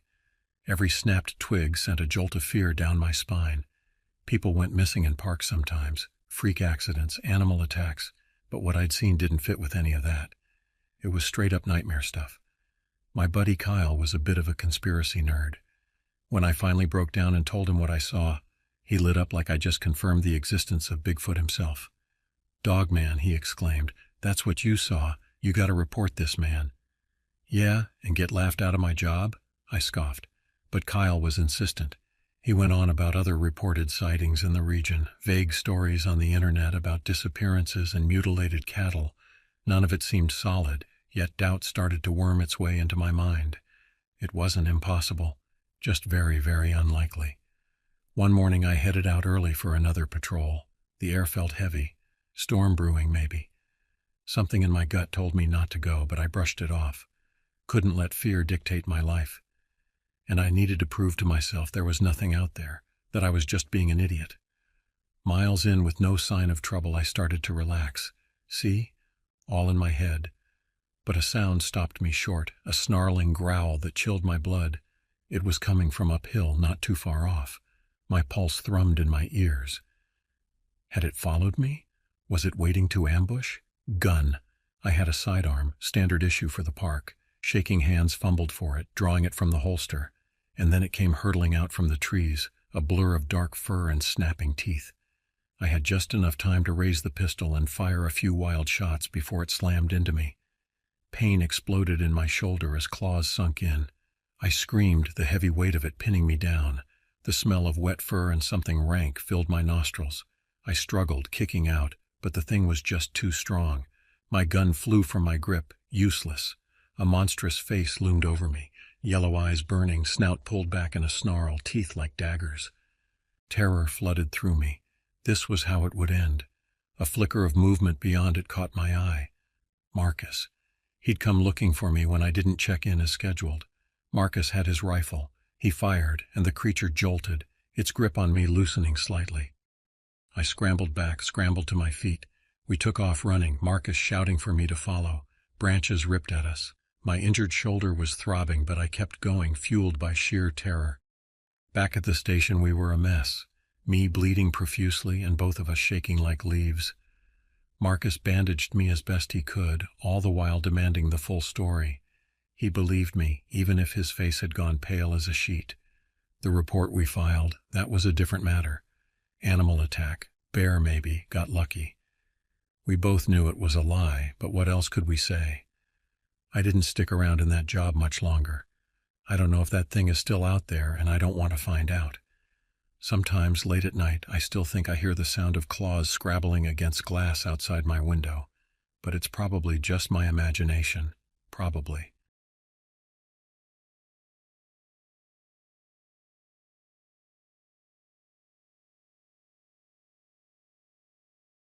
My name is Tyler Garcia, and I am 33 years old. And this happened to me in 1990. I'm a member of the Cherokee Nation, raised in a small town near the Blue Ridge Mountains. I've always been a skeptic, someone who needs to see to believe. But this story changed my life in ways I still struggle to understand. I was working as a forest ranger, a job I loved because it let me be in nature, away from the noise and chaos of the city. One late spring, a couple of hikers went missing near an area called Pine Hollow. It wasn't a popular spot. Most folks didn't even know it existed, but it had a reputation among locals, whispered stories about strange lights and eerie sounds. I never paid much attention to those stories, figured it was just superstition. When the hikers didn't return, the local sheriff's department asked for our help. I teamed up with two other rangers, Jonah Bright and Eliza Malone. Jonah was a big guy, former military, with a no-nonsense attitude. Eliza was the opposite, small and wiry, with a sharp wit and a knack for finding the humor in any situation. We grabbed our gear and headed out to Pine Hollow early one morning. The trail was overgrown. Not many people ventured this way anymore. We walked for hours, calling out the hikers' names, Lisa and Mark Hanley. Around midday, we found their campsite. It looked abandoned, but not in a way that suggested they had left voluntarily. The tent was half collapsed and their gear was scattered around. I noticed a camera among the mess and picked it up. It was an old Polaroid, the kind that spits out pictures instantly. I pressed the button and out popped a photo, blurry but showing something that looked like a person in the distance. Jonah and Eliza started checking the area for tracks. "Terrence, come look at this," Jonah called. He was kneeling by a patch of disturbed earth. "Looks like they struggled here. See the drag marks?" His voice was tense, eyes scanning the tree line. Eliza found another set of tracks leading deeper into the woods. "These don't look human," she muttered mostly to herself. I followed her gaze. The tracks were elongated like a person walking on their toes, but too large to be normal. My first thought was a bear, but bears don't leave tracks like that. We decided to follow the tracks, and as we went further, a feeling of unease settled over us. The forest grew denser, the canopy blocking out the sunlight. It got colder, too, in a way that didn't make sense for late spring. Eliza made a joke about it being prime horror movie territory, but nobody laughed. A few hours later, we found Lisa, or what was left of her. She was lying in a small clearing, her body twisted in an unnatural position. There were no signs of a struggle, no blood, just her lifeless form staring blankly at the sky. Jonah checked for a pulse, more out of protocol than hope. "She's gone," he said, his voice flat. We radioed for help, but our signals weren't getting through. We were too deep into Pine Hollow, too far from any cell towers. Jonah suggested we head back, but Eliza and I were determined to find Mark. We argued for a bit, but eventually Jonah relented. We continued, the atmosphere growing more oppressive with each step. As night fell, we made camp, taking turns keeping watch. It was my shift when I heard it, a low, guttural sound, not quite animal, but not human either. I nudged Jonah awake, and we both listened. The sound came again, closer this time. We woke Eliza, and all three of us sat in tense silence, scanning the darkness. Suddenly something crashed through the underbrush. Jonah shone his flashlight, catching a glimpse of something that made my blood run cold. It was tall, gaunt, with long limbs and a pale, almost translucent skin. Its eyes were large, black, and void of any emotion. It disappeared as quickly as it had appeared, leaving us in stunned silence. "What the hell was that?" Eliza whispered, her voice shaking. "I don't know, but we need to move," Jonah replied, packing up his gear with urgency. We didn't argue. We started back the way we came, moving as quickly and quietly as possible. The feeling of being watched was overwhelming, every snap of a twig or rustle of leaves putting us on edge. After what felt like hours, we stumbled upon an old cabin, barely visible in the darkness. It looked abandoned, but it was shelter. We decided to take refuge for the night. The inside was musty, filled with old furniture and cobwebs. We barricaded the door and sat in a circle, flashlights illuminating our frightened faces. We tried to get some rest, but none of us could sleep. Around midnight, the sound started again. This time they were closer, right outside the cabin. Scratching, low moaning, and something that sounded like whispering. Jonah held his gun tightly, but even he looked terrified. Then it happened. The door burst open and the creature lunged at us. Jonah fired, hitting it in the shoulder, but it barely flinched. It grabbed Eliza, dragging her towards the door. I rushed at it with my hunting knife, slashing wildly. I managed to cut its arm and it let out a horrifying scream, dropping Eliza. Jonah fired again, this time hitting it in the chest. The creature stumbled back, then disappeared into the night. Eliza was shaken but alive, a deep gash on her leg where the creature had grabbed her. We patched her up as best we could, then waited for dawn. At first light, we made our way back to the trailhead, supporting Eliza between us. We didn't speak much, each of us lost in our thoughts. When we finally reached civilization, we reported everything to the sheriff. They organized a search party but found no trace of the creature or Mark Hanley. Eliza left the ranger service soon after, moving to another state. Jonah stayed, but he was never the same, quieter, always looking over his shoulder. As for me, I couldn't shake the feeling that we had encountered something not of this world. I did some research, spoke to some of the elders in my community. They told me stories of the Nun Ahai, spirits who were neither good nor evil, but could be dangerous if disturbed.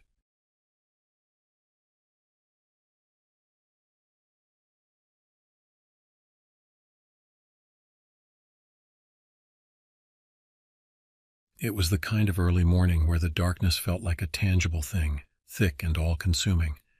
The kind of morning that held its breath before the dawn. My alarm hadn't even chirped its first note before I was already rolling out of bed. The kind of instinct you develop when wildfires decide your schedule. My boots hit the floor with a purpose. The rest of my gear laid out like a silent testament to the day's potential dangers. There's a ritual to gearing up, a series of motions perfected over years that feels almost sacred in its repetition. Flame-resistant clothing, heavy boots, the reassuring weight of my personal fire shelter. It's a smoke jumper's armor against the unpredictable fury of nature. The air outside was crisp, the kind of chill that bites at the edges of your awareness. A sharp contrast to the heat we were about to face. The base was a hive of activity, lights cutting through the pre-dawn darkness. Engines rumbling to life. You could feel the tension, a collective anticipation mixed with caffeine and adrenaline. We were a band of brothers and sisters, bound by a common purpose, and today, Northern California was calling. The briefing was succinct, the situation laid out with the kind of clarity that leaves no room for doubt. Lightning, nature's indiscriminate, had sparked a blaze in one of the most inaccessible stretches of forest we had the pleasure to know. With the winds acting as an accomplice, the fire was spreading, uncontained and hungry. Our mission was as straightforward as it was daunting. Jump in, establish a beachhead against the advancing flames, and give the ground crews a fighting chance. Flying over the target, the reality of what lay ahead began to sink in. Below us, a canvas of darkness was broken only by the ominous glow of the fire, a beacon of destruction in the tranquil wilderness. Throwing streamers to gauge the wind, we watched as they danced their way to the ground, a final check before the leap. The jump itself was a rush of adrenaline, a controlled fall into chaos. I've done this more times than I can count, but the thrill never dulls. The world shrinks to a point where it's just you, your parachute, and the earth rushing up to meet you. At 610, I made my exit. The familiar jolt of the chute deploying, the rapid adjustments to align with the landing zone. It was a textbook descent, ending with the grace of a practiced land, gear packed away with the efficiency of routine. I spotted my partner's chute as he made his landing, a sign that it was time to regroup and face the task ahead. The fire had a head start, its appetite fueled by the winds, tearing through the canyon with a veracity that left us with no illusions about the day's challenge. As we began our work, cutting fire breaks in a bid to corral the blaze, the sun crested the horizon, casting long shadows and painting the smoke in hues of gold and crimson. It was a moment of surreal beauty, a stark reminder of the thin line between destruction and awe that we walked as smoke jumpers. Little did we know the day had a revelation in store for us that would transcend the fires we fought, a discovery that would blur the lines between myth and reality, challenging everything we thought we knew about the wilds we pledged to protect. The fire was a living thing, a beast that roared in the wind, feasting on the dry timber like it was nothing more than kindling. We worked with a fury, axes and shovels against an enemy that cared nothing for fatigue or fear. Sweat mixed with ash, painting us in the monochrome of the battle we waged. The work was grueling, a test of endurance and resolve. But we were smoke jumpers, born of fire and smoke, and we met the challenge head-on. It was mid-morning when my partner Dan signaled me over. There was an urgency in his gesture that cut through the noise of the crackling flames and the distant roar of aircraft. I made my way to him, stepping over charred earth, the stench of burnt wood heavy in the air. "Over here," he shouted, his voice barely rising above the din of the fire. What I saw stopped me in my tracks.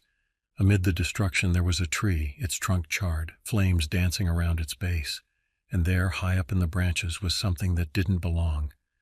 My first thought was a bear, caught in a desperate bid for safety, but even from a distance, something about the shape was wrong. Dan handed me the binoculars, and I raised them to my eyes, the world zooming into sharp focus. It wasn't a bear. The figure was too large, too human. It hung limply, a victim of the smoke and the heat, and yet there was an undeniable otherness to it, a mystery wrapped in fur and shadow. His voice steady but filled with a note of disbelief. As we waited for instructions, a sense of unease settled over me, a feeling that we'd stumbled upon something that defied explanation. The order came down quickly: evacuate the area. But before we could move, the brush to our front exploded with noise, a thunderous crashing that set every nerve on edge. And then it was there, emerging from the smoke like a specter, another creature, similar to the one in the tree but very much alive. It stood there, towering and imposing, its fur a mottled gray against the blackened earth, its eyes locked onto mine, and in that gaze there was something unfathomable, a depth of emotion that spoke of fear, anger, and loss. It let out a sound, a scream that was both haunting and heart-wrenching, a cry that echoed in the hollows of my soul. The world seemed to pause, suspended in the moment, and then salvation came from above. A plane, one of ours, swooped low, releasing its load of fire retardant, a red cloud that enveloped the area. The creature turned, its gaze breaking from mine, and as the chemicals rained down, it took off, a shadow fleeing the encroaching light. Dan and I stood there, silent witnesses to something that defied belief. The fire raged on, indifferent to the mysteries it had unveiled, but for us, the world had shifted. We had seen the unseeable, and in the face of the fire's destruction, we'd glimpsed a sliver of the unknown that lay hidden in the wilds of Northern California. The rest of the day passed in a blur, the fire contained, but the encounter seared into our minds, a secret shared between the flames and the forest and us. The return to base was a silent affair, the drone of the engine a backdrop to the tumult of thoughts racing through my mind. Dan and I exchanged no words. What was there to say that could encompass what we'd seen? The fire, though contained, had ignited something else. A spark of the unknown that burned just as fiercely. The debrief was a sterile process, facts and figures laid bare, but when it came to the encounter, the narrative shifted. We recounted what we saw. Each detail met with nods and scribbles on notepads, but the conclusion was foregone, delivered with a bureaucratic finality that brooked no argument. "You saw a bear," the official said, locking eyes with me, daring me to contradict. But I remained silent.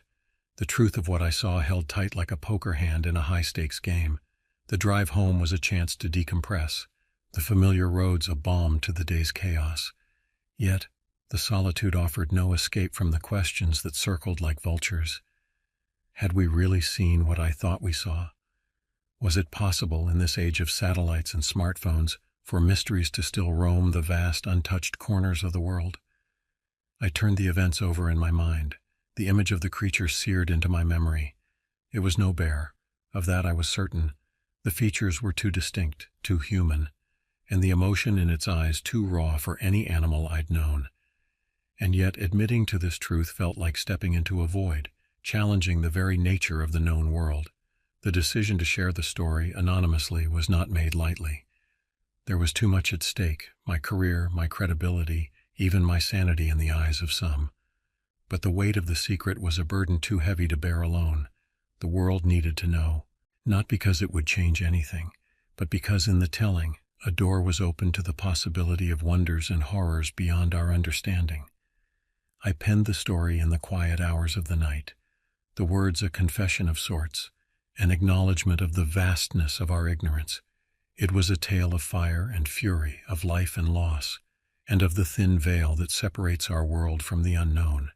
As I clicked submit, sending my account into the ether, I felt a sense of release, a relinquishing of the guardianship of the secret. The reactions were as expected: skepticism, ridicule, a few tentative expressions of belief. But the truth of it mattered less than the act of sharing, a beacon for those who had also touched the edges of the unknown and found themselves wanting. In the end, the experience was a reminder of the fragility of our existence, a life shared not just with each other, but with the mysteries that dwell in the shadows. The forest had revealed its secret, not as a threat, but as a testament to the wonders that lie in wait for those brave or foolish enough to seek them. As I settled back into the routine, the fire a memory, and the encounter a whisper in the wind, I couldn't shake the feeling that the world was larger, stranger, and more beautiful than I'd ever imagined. And somewhere in the heart of the forest, the mystery remained. a silent sentinel watching over its domain, waiting for the next wildfire to reveal its presence to the unseeing eyes of the world.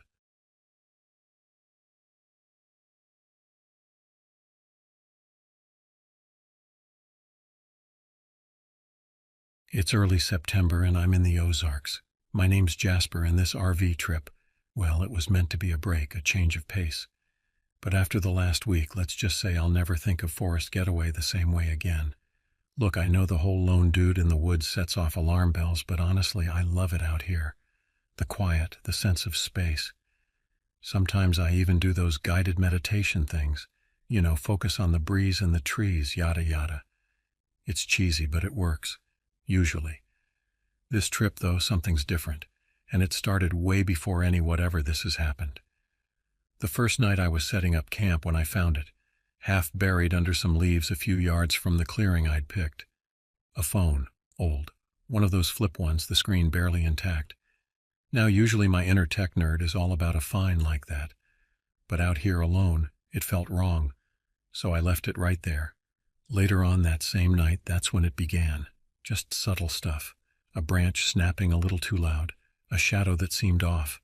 You start getting paranoid, right? Every rustle is a bear. Every creak of the trees is something coming for you. I told myself I was being dumb. Then the next morning, the phone had moved. Same spot, just facing slightly differently. And now the battery was completely gone. I don't believe in ghosts. I don't buy into all that crap. But you're out there, completely isolated, and stuff starts happening. It messes with your head. Still, I figured maybe a hiker had lost it, that maybe they'd stumbled on it and moved it around. I mean, losing signal out here isn't uncommon. Maybe they were even still nearby, watching, waiting to get their phone back. That thought rattled me even more. The days went by, and I stayed hyper-aware, every sense on high alert. The beauty of the Ozarks lost on me. I kept circling back to this nagging feeling, like eyes on my back all the time. And that damn phone kept showing up. Different spots, but always visible, almost like it was being left for me to find. Once it was nestled on my camping chair, screen flickering one last time before dying for good. Things kept escalating. One afternoon I was fishing by the creek, and I swore I saw someone duck behind a tree about 30 yards away. Just the outline of a person, then gone. That's when the dread set in, that sinking certainty that I wasn't alone. I should have packed up. Called it a loss right then. But I'm stubborn and maybe a bit stupid. There's this part of me that refuses to be scared off, so I stayed put. But things got worse. Footprints I couldn't explain appeared around my campsite, and one night I woke with a jolt to a noise so close to my RV that it felt like someone was pressed up against it. That's when I started noticing the little details that truly chilled me. My food supply was dwindling faster than it should be. A few supplies rearranged while I was away, just enough to unsettle me completely. It was clear whatever was out there, they were toying with me. Things truly tipped over last night. I was sitting by the campfire trying to force down some dinner when I heard it. Voices, 2 of them male, close by, but too muffled to understand. My first thought was relief. Hey, maybe those hikers finally came back. I even shouted out, trying to signal them, a stupid move in hindsight. The voices stopped abruptly, no reply. I spent a sleepless night, the fire carefully stoked, a knife clenched in my hand. I knew it was a matter of time before this confrontation played out, but that didn't make the waiting any easier. This morning, while scavenging for firewood, I followed a fresh set of footprints way off my usual trails. I should have turned back then, but somehow I couldn't. They led me to an overgrown clearing, and that's when I saw it. A makeshift camp, so cleverly hidden that anyone in a hurry would have missed it. A tattered tarpaulin strung between the trees, a half-buried cooler, and a pile of stuff. My stuff. That's when it clicked. This wasn't about one lost phone. This was planned, calculated. My heart hammered against my ribs. Whoever was behind this had been watching me, studying me. I turned to leave to run like hell back to my RV. But that's when I saw him, a man tall and thin stepping out from behind a broad oak tree. His clothes were ragged camouflage gear that blended a little too seamlessly with the surroundings. His face, ordinary at first glance, but etched with a kind of gaunt intensity that sent chills down my spine. His eyes, damn, I'll never forget his eyes, locked on me with a cold gleam. In that moment, time seemed to warp. There were no shouts, no grand threats. He simply lifted one arm, and I saw the glint of metal in his hand, the sunlight catching on a rifle barrel. A single shot rang out, splintering the branch just above my head. The message couldn't have been clearer. I don't remember much of my panicked scramble back to the RV. Bare feet tearing on thorns, breath rasping in my chest, that rifle shot echoing in my head. I fumbled with the ignition, tires screeching on gravel as I tore out of the campsite, leaving everything behind. I drove for hours before I dared to stop to even look back. Right now I'm hiding out in a motel on the outskirts of some tiny town with a generic name I can't recall. I called the rangers, but by the time they trek out there, he'll be gone. The police? Well, what am I supposed to tell them? That some forest weirdo messed with my head and shot near me? They'll think I'm a crank. I know I need to go back, to gather what's left of my gear, ditch the RV somewhere, make this whole thing disappear. But my hands are still shaking, and every time a car's headlights sweep across the motel window, I nearly jump out of my skin.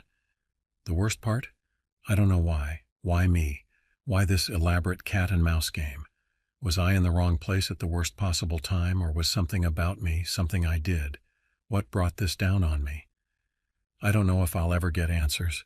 All I know is that the Ozarks, my peaceful escape, will always be a little bit darker, a little bit wilder thanks to him.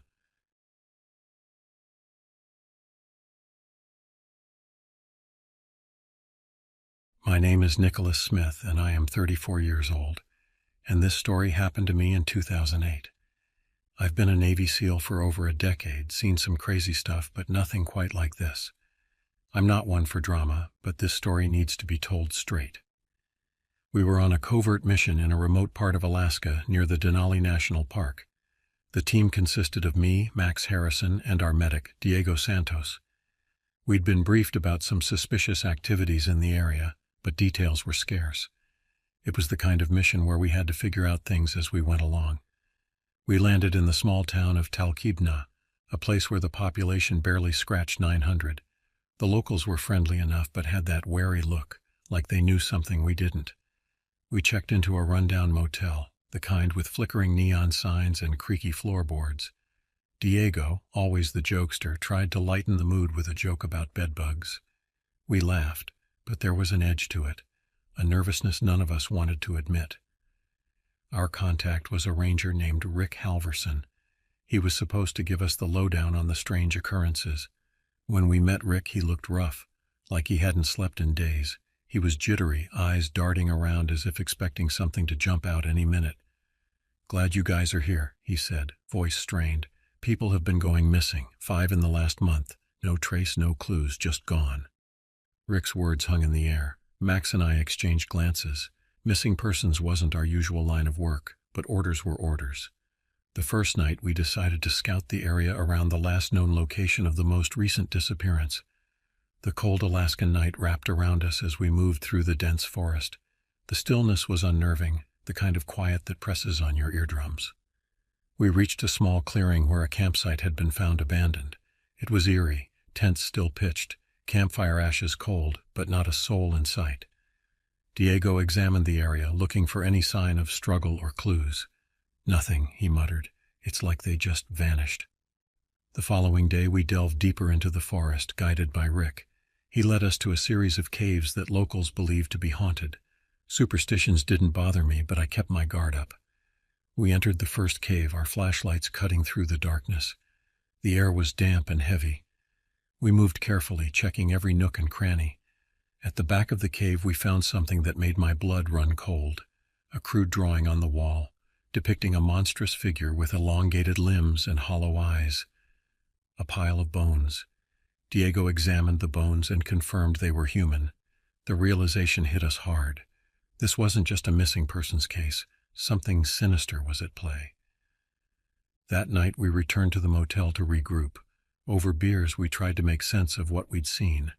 Max, always the skeptic, suggested it was a cult. Diego wasn't so sure.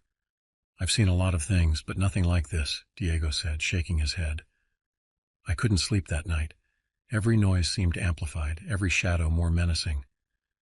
Around 3 a.m., I heard a faint scratching at the window. I grabbed my gun and edged towards it, heart pounding. But when I threw open the curtains, there was nothing there. Just the empty street, bathed in the pale glow of the streetlights. The next morning we headed out early. Rick had mentioned another cave system a few miles north. We decided to check it out, hoping to find more clues. This cave was even deeper, the passages winding like a maze. As we ventured further in, the temperature dropped noticeably. Our breaths turned into white puffs in the flashlight beams. Suddenly, Max froze. "Did you hear that?" We all stopped, straining to listen. At first there was only silence. Then a low, guttural sound echoed through the cave. It wasn't an animal. It was something else, something that sent a chill down my spine. We moved cautiously, guns drawn. The sound grew louder, more distinct. It was a rasping, almost wheezing noise. We turned a corner and saw it, a figure hunched over, gnawing on something. Its skin was pale, almost translucent, and its eyes, they were hollow, black pits. "Jesus Christ," Max yelled, firing a shot. The creature moved faster than anything I'd ever seen, dodging the bullet and lunging at us. A sound of pure terror. We fired again, this time hitting it. It let out a screech and fled into the darkness. We didn't follow. We were too shaken, too scared. "What the hell was that?" Diego panted, clutching his gun like a lifeline.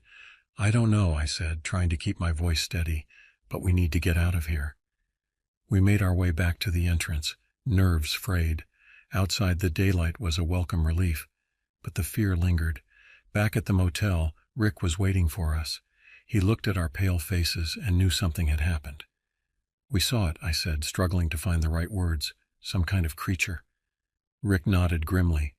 "I was afraid of that. There are legends about these parts, stories of creatures that live in the caves. I didn't believe them until people started disappearing. That night, we decided to set up a trap. We couldn't let this thing continue its killing spree. We returned to the first cave, setting up surveillance cameras and motion sensors. It was a long shot, but it was all we had. As darkness fell, we waited in tense silence. Hours passed with nothing but the occasional rustle of leaves. Then, around midnight, the motion sensor beeped. "It's here," Max whispered, eyes wide. We watched the monitors, seeing the creature's distorted figure moving through the cave. It was cautious, almost like it knew we were waiting. "Now!" I yelled, and we opened fire. The creature shrieked, a sound that echoed through the cave. It charged at us, but we held our ground, bullets ripping into its flesh. Finally, it collapsed, a grotesque heap on the cave floor. We approached cautiously, guns trained on its body. It didn't move. Max nudged it with his foot, and when it didn't react, he let out a shaky breath. "It's dead," he said, relief flooding his voice. We dragged the creature's body outside, laying it in the harsh light of our flashlights. It was unlike anything we'd ever seen, a twisted amalgamation of human and beast. Its skin was pale, almost see-through, with veins running like dark rivers beneath the surface. "What now?" Diego asked, voice trembling. "We report it," I said. "People need to know what's out here." The next few days were a blur of debriefings and reports. The higher-ups were skeptical at first, but the evidence was undeniable. The bones, the footage, the creature's body, it was all there. The aftermath was surreal. The town of Talkeetna was placed under investigation, and the area around the caves was declared off-limits. The locals were scared, but grateful. The disappearances stopped, and life slowly returned to normal. For us, the mission left a mark. We'd seen something that defied explanation, something that would haunt our dreams for years to come. Max and Diego tried to move on, but there were nights when the memories came flooding back, the shadows in the corners of our minds taking on monstrous forms. As for me, I stayed with the seals, but I carried that experience with me. It was a reminder of the unknown, of the things that lurk just beyond the edge of our understanding. And sometimes when the night is quiet and the wind howls through the trees, I can almost hear the creature's rasping breath, a reminder of the darkness we faced in those cold Alaskan caves. Life went on, but the scars remained, a silent testament to the horror we encountered. And in the quiet moments, when the world seemed still, I would think of that creature and the people who never made it out of those woods.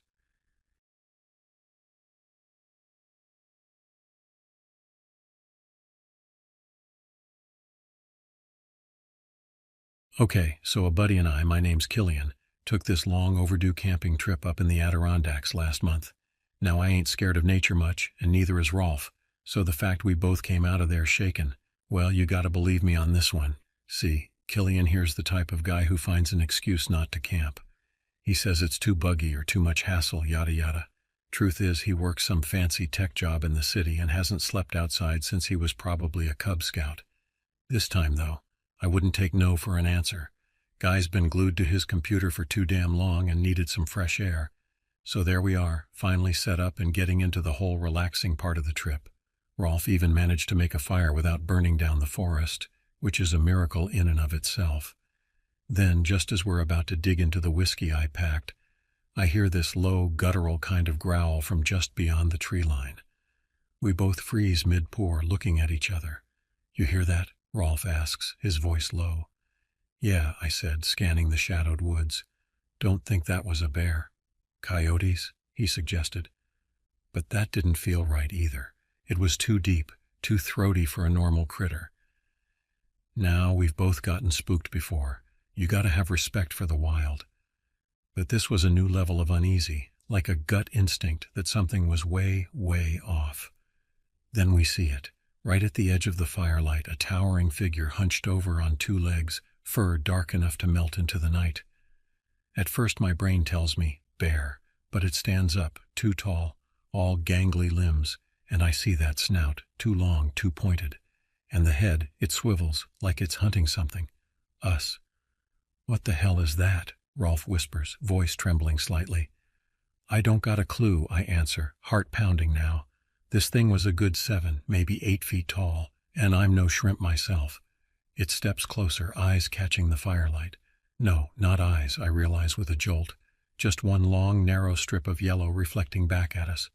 It was less like an eye, and more like one of those glowing night fishing lures. My city friend is about to lose his shot mind, I can tell. So I say, Rolf grabbed the rifle. He owns a hunting rifle, even if he mostly uses it at the range. It's better than nothing against whatever this thing is. He scrambles over to our gear, fumbling to uncase the rifle, while I keep my eyes glued to the, hell, I don't even know what to call it. It hasn't moved, just stares right at us, one of its claws, long as steak knives, twitching on the ground. Rolf finally gets the rifle loaded. You think this'll work? Don't know what else we can do, I say, grabbing the camp axe. More for the feeling of having a weapon than any real use it'd offer. The creature finally moves, head bobbing slightly as it takes a step closer, another. I try to size it up better. The shoulders were almost as wide as mine, which is saying something, and it's got this wiry kind of strength to it. Rolf, fire a warning shot over its head. See if we can scare it off, I tell him. And he nods, taking aim.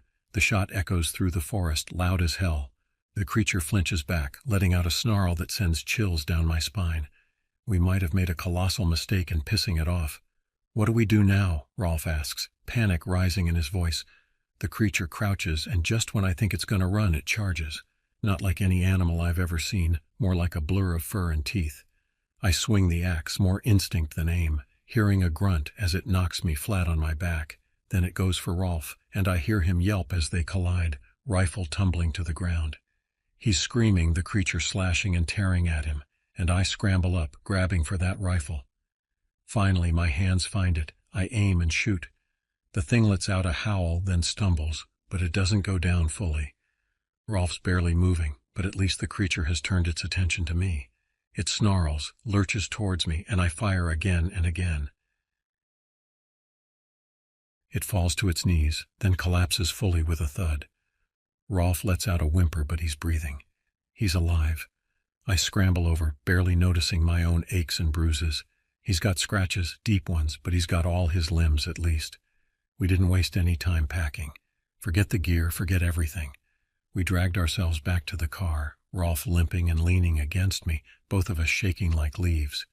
I drove us out of those damn woods, barely paying attention to the road. Got him to the hospital and patched up. Docs weren't happy about his animal attack story, but they fixed him up. Rolf spent more than a week in the hospital before they released him, but he ain't been the same since the attack. It wasn't just the physical stuff. The scars would fade in time, nasty as they were. It was more the look in his eyes, a kind of hauntedness that set in deep. That and the jumpiness. And he'd sometimes just wake up in a cold sweat whispering about the thing. I tried, I really did, to keep him distracted, to help him get back to normal. Took him out fishing, same place we planned our Adirondacks trip, even though it felt wrong somehow. Figured being out in nature again might ease him back in, but he was never fully present, always looking over his shoulder. The whole thing messed with me too, obviously. For weeks I couldn't shake the image of it lunging at Rolf the way it sounded, a growl and snarl mixed together. And I couldn't stop wondering after the initial shock wore off and the panic subsided, what the hell was that thing? Couple months back I decided to try and find answers. Rolf wouldn't do it, which I didn't blame him for, but I had to know. So I took to the internet, dug into all those weird forums about cryptid sightings, stuff like Bigfoot and the Loch Ness Monster, figuring even if it wasn't one of those, maybe I'd find something similar. Turns out there were legends out there, mostly Native American, old stories from the Northeast region about these shapeshifter creatures. They called them Amaroks, said they were wolf-like, but more human in a horrifying way. Some stories said they were people turned monstrous. Others claimed they were spirits, but all agreed they were vicious, and they hunted at night. The descriptions sent chills down my spine because they fit what we saw. That one narrow eye strip, some stories mentioned it, like a glowing line in the dark, and those long claws. Yeah, it could be a coincidence, those old legends, but the more I thought about it, the more it seemed to add up. Of course, telling Rolf that would likely send him into a spiral. So I didn't, not yet. Instead, I started gathering supplies, the kind you don't pick up at your local outdoor store. Silver bullets, yeah, I got desperate, but you hear those werewolf stories, right? Heavy-duty nets, tranquilizer rounds, that kind of thing. People thought I was crazy, probably rightfully so. Finally, a couple of weeks ago, I convinced Rolf to go on another camping trip. Not the Adirondacks, somewhere smaller, less remote. He didn't want to at first, but I told him I needed his help. Said I found a lead on a rare bird species for a photography project. Partially true, birds do interest me, but not the way he thought. He finally agreed, bless his heart. We set up camp, and for the first day I tried to keep things normal. Fishing, making dinner over a campfire, the usual. Night comes, though, and I couldn't stall any longer. "Rolf," I said, sitting by the fire, watching the flames dance, "remember that thing back in the Adirondacks?" He shuddered, and I could see the fear come back into his eyes. Didn't blame him. None of this was easy, but I had to say it. "I don't think it's gone," I told him. "I think it's still out there." He stared at me for what felt like an eternity. Then finally he spoke, voice barely a whisper. "Why?" "I don't know," I admitted, feeling frustrated at how little I really knew. "But I think we gotta stop it, whatever it is," I told him then. Everything, the research, the Amarok stories, my plan. Rolf's face was a mix of fear, disbelief, and a strange sort of desperation. He didn't believe me fully about the supernatural stuff, but he knew deep down that we weren't dealing with a normal predator. "Okay," he said finally, voice a bit stronger this time. "Okay, Killian, so what's the plan?" We talked late into the night, strategizing. The ones I bought were nothing fancy, meant for wild animals, but better than nothing. Rolf, bless him, decided to stand guard with me. Didn't know if it would come back, if this was even the right place, but we didn't have better options. The night was tense, every sound in the forest setting us on edge. Finally, close to dawn, we heard it. That same bone-chilling growl, only closer this time, circling the camp. That single yellow eye line glaring at us. Rolf flinched, but I held tight to my rifle, loaded with the silver rounds. The Amarok, I finally had a name for it, even if I didn't fully believe the old stories, watched us for a tense eternity, then charged. The traps were useless, flimsy things against its strength. We fired, both of us, and it let out a yell of pain, but kept coming. And then, just as it nearly reached us, it faltered, stumbled and fell to its side, whimpering. We held our breath, watching it twitch and struggle. Finally it went still. I slowly approached, heart pounding, the rifle ready. The creature was dead. Sunlight started to creep into the forest, and I took a good look at it finally. It was pitiful almost in the harsh morning light. Less monster, more a twisted, starved-looking animal. And the eye, it wasn't glowing anymore, just a cloudy, vacant stare.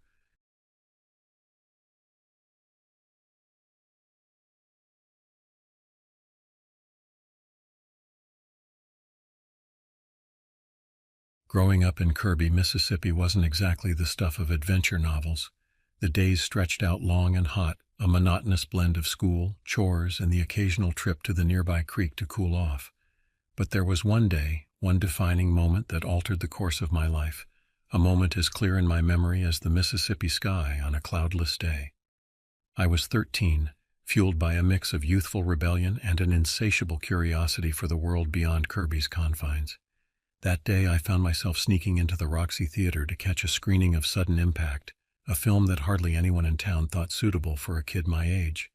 It wasn't the thrill of evasion that stuck with me, though. It was Clint Eastwood as Dirty Harry, standing tall and fearless, a beacon of justice in a world gone awry. From that day on, I didn't just want to become a cop. I wanted to be a detective, a rough-riding hammer of justice just like Dirty Harry Callahan. But life, I'd come to learn, wasn't like the movies. You can't just jump straight to the climax without first enduring the rising action. So I put in the work, dedicated myself to school, and eventually earned my badge as a uniformed officer, patrolling the very streets I grew up on. It was rewarding in its own way, but it felt like I was biding my time, waiting for the real action to begin. That action seemed to kick into gear the day I submitted my application to the Mississippi Bureau of Investigation. The MBI wasn't your run-of-the-mill police force. We were state special investigators, granted the freedom to pursue justice as we saw fit, all while wielding the same investigative powers as any other law enforcement agency. To me, joining the MBI was like being given the keys to the kingdom. Finally, I could make a real difference. My time in major crime solidified my reputation within the Bureau. I was making a name for myself, but I hungered for more. That's when my supervisory agent approached me with an offer that would redefine my career. A new unit was being formed, unlike anything the Bureau had undertaken before. Its sole focus, cold cases. Other states had dedicated teams for such tasks, but Mississippi was behind the curve until now. The Public Safety Commissioner himself had requested the formation of this unit, and my name had come up as a potential member. The honor wasn't lost on me, but doubt crept in. Cold cases?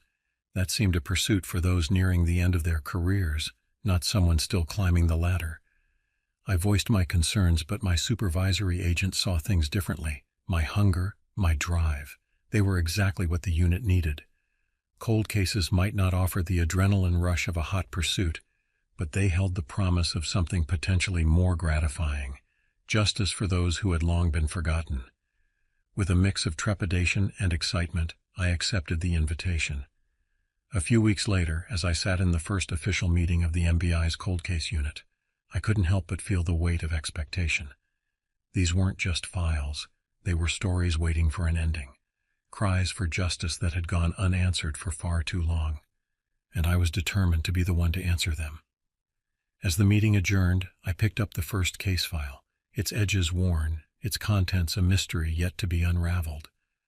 I couldn't have known then how deeply it would consume me, how it would test my resolve and shake my understanding of justice. But in that moment, all I felt was a burning determination. This was it. This was my chance to make a difference, to chase down the shadows of the past and bring them into the light. Kirby, Mississippi might be where my story began, but it was within the pages of these cold cases that my true journey would unfold. The cold cases were a mountain of lost hopes and silent prayers, each file a testament to a moment where time stood still for someone, somewhere. I dug into them with the resolve of a miner searching for that one precious gem. That's when I found her, a Jane Doe. Her story buried under years of dust and bureaucratic indifference in a file marked Marshall County, 1993. The details were grim. Her body had been discovered dismembered, discarded like refuse on the side of a highway, her existence reduced to police reports and the fading memory of the officer who found her. They said she'd been a prostitute, a drug user, maybe someone who'd simply fallen through the cracks. But to me,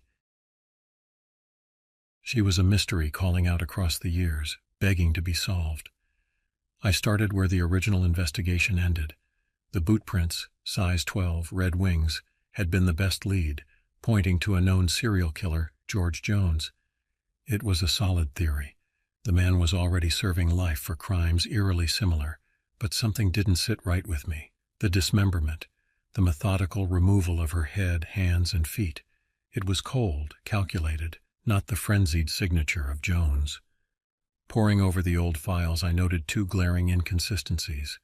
The first was the route Jones claimed to have driven the night she was believed to have been dumped. His truck's tachometer readings matched his story, placing him miles away from Marshall County. And then there was the manner of disposal. Jones's other victims bore the chaotic marks of his rage. Our Jane Doe, however, had been treated differently in death, her dismemberment bearing a clinical detachment that didn't match Jones's profile. Fueled by these doubts, I pushed deeper, retracing steps taken years before by detectives now long retired. My quest led me to the heart of the mystery, the identity of Jane Doe. Without a name, she was just another statistic. But I was convinced that unlocking her identity was the key to solving her murder. The search was exhaustive. I combed through missing persons reports, comparing dates, descriptions, any detail that might lead to a breakthrough. It was a painstaking process, but then a glimmer of hope. A missing stepdaughter from 1991, a physical match, with a mother still aching for answers. The scar above her right elbow seemed like a sign from fate itself. I held my breath as the DNA results processed, daring to believe we were on the brink of giving Jane Doe back her name. But the results shattered that hope. No match. The disappointment was a physical weight, a blow to my gut that left me questioning my instincts. Yet I couldn't let it go. The case refused to be silenced, its whispers turning into a roar that echoed through my thoughts day and night. The missing stepdaughter, the lies, the carefully constructed facade of a life. I sensed the truth was hidden just beneath the surface, obscured by years and a web of deceit. It was then I understood the true nature of my task. This wasn't just about solving a cold case. It was about unraveling a mystery that spanned decades, a story of loss, betrayal, and the elusive hope for justice. I was determined to follow it to the end, wherever it might lead. Jane Doe deserved that much. They all did. The cold, impersonal glow of my computer screen was the only light in the office as I sat there, the weight of countless unsolved stories pressing down on me. The Jane Doe case was a constant thorn in my side, a puzzle that refused to fit neatly into the picture I was trying to piece together. Her story, buried under the detritus of years, and the all-too-easy assumptions of those who'd come before me, demanded more. It demanded truth. As I dug deeper, the fabric of the narrative began to unravel, thread by thread. The father of the missing stepdaughter, a man shrouded in as much mystery as the case itself, became my focus. His story, I found, was built on a foundation of lies so elaborate they nearly obscured the chilling truth beneath. One with a sordid history that sent a chill down my spine. Indecent exposure, attempted kidnapping. My gut clenched as I traced his movements, watching as he vanished only to reappear across the country, a new identity, a new life, and a young girl he claimed as his own. I wrestled with the implications, the growing horror at what might have transpired under the guise of a normal family life. The pieces were falling into place. His life was a carefully constructed facade, his identity as fictitious as the alibis of the criminals I'd chased down in my earlier days on the force.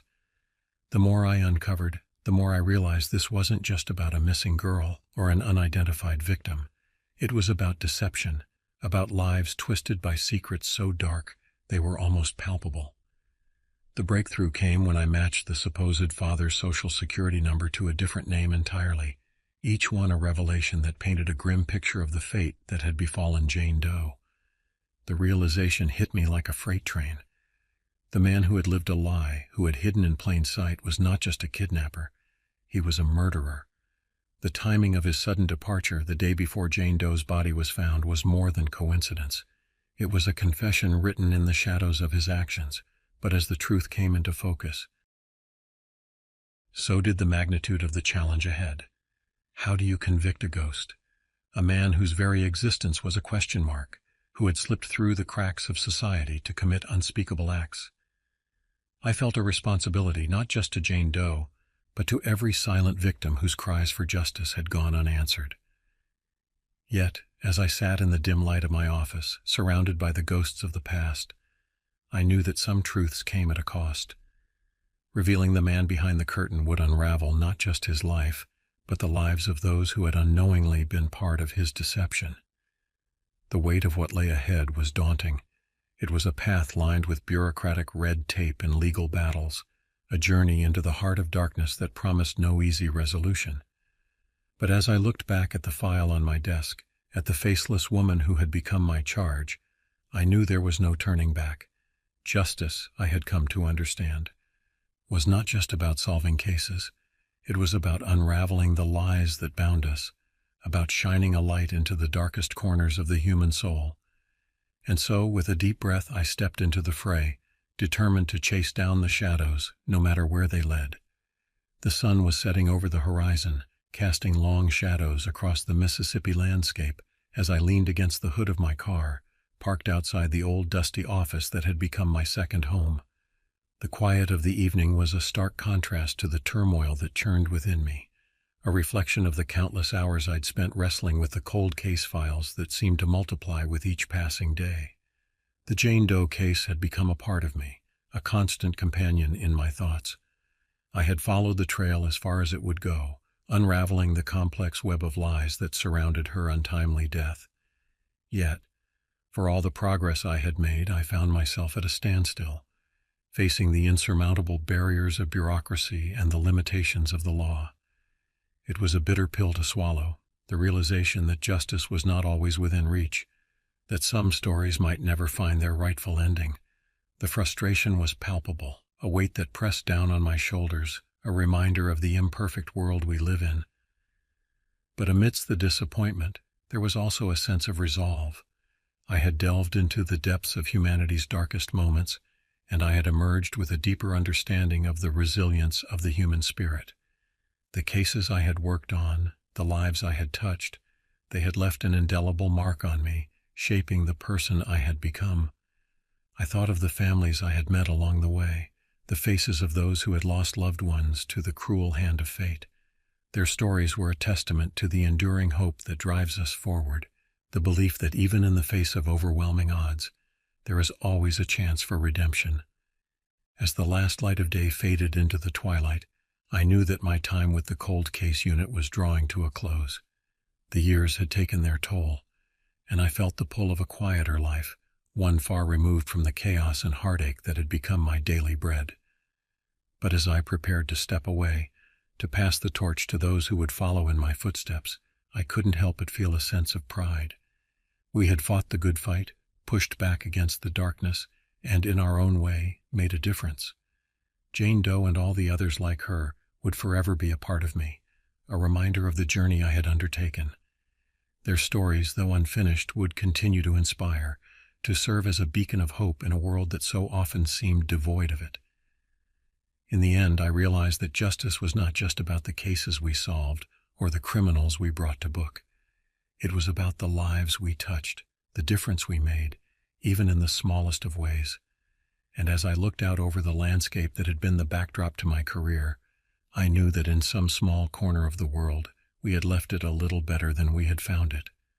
The road ahead was uncertain, but I faced it with a sense of peace, knowing that even in the shadows, there was always a glimmer of light, a flicker of hope, and for now that was enough.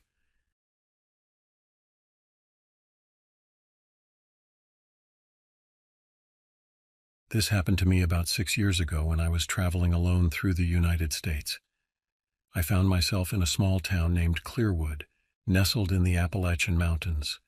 The town, surrounded by thick forests and rugged terrain, had an eerie charm that drew me in. My name is Ezekiel Spencer, and at the time I was gathering material for a series of short stories focused on life in rural America. Like many traveling writers, my journey led me through isolated and remote locations, which at times could be unnerving, but also authentic. I stayed at a bed and breakfast run by Ursula Thwaites, a friendly older woman who welcomed me with open arms. She filled me in on some local history and mentioned that there had been an inexplicable uptick in missing persons cases recently. The townsfolk had become increasingly nervous as they couldn't figure out the cause behind these disappearances. One evening, after exploring the surrounding mountains and taking countless photographs of the stunning vistas, I returned to my rented cabin. As I reviewed the day's notes and images on my laptop, I heard a faint sound outside. Upon opening my door to investigate, I discovered a man with long, dirty hair and tattered clothes limping towards me across the yard. He frantically called my name, Ezekiel, which surprised me since we had never met before. He introduced himself as Eldon Hoberman, a hiker who had been attacked by some strange men deep within the forest. His description of these men made them seem like something straight out of a horror movie. Pale-skinned mountain dwellers with mangled faces who communicated with grunts and gestures rather than words. We quickly decided to phone for help. However, cell service was non-existent this far up in the mountains. Despite his injuries, Eldon insisted on making his way into town to alert someone about his terrifying experience, while I stayed behind to keep an eye on the cabin. As night approached, I sat by the fire, attempting to capture Eldon's desperate pleas and the menace of our situation within my story. I was soon interrupted by a pounding noise on the cabin door. Startled, I glanced through the peephole, only to witness several humanoid figures with twisted faces and blood-stained hands bashing their lifeless fists against the door. Realizing that these were probably the cannibalistic mountain men Eldon had described, I knew it was crucial to get out of there and find help. I jumped out of a window at the back of the cabin and sprinted down a path while clutching my camera tightly in my hand. The grotesque creatures followed closely behind, their guttural growls echoing in between my own panicked breaths. My hope for survival seemed dim as the trail grew darker and more treacherous with each passing minute. In my mind, I pictured Ursula waiting up for me at the bed and breakfast, a beacon of safety I desperately hoped to reach in time. The inhuman creatures continued their pursuit, gaining ground relentlessly. Suddenly, I found myself cornered with no escape route in sight. As they closed in on me from all sides, an overwhelming feeling of terror washed over me. Gasping for air, I raised my hands defensively, bracing myself for their imminent attack.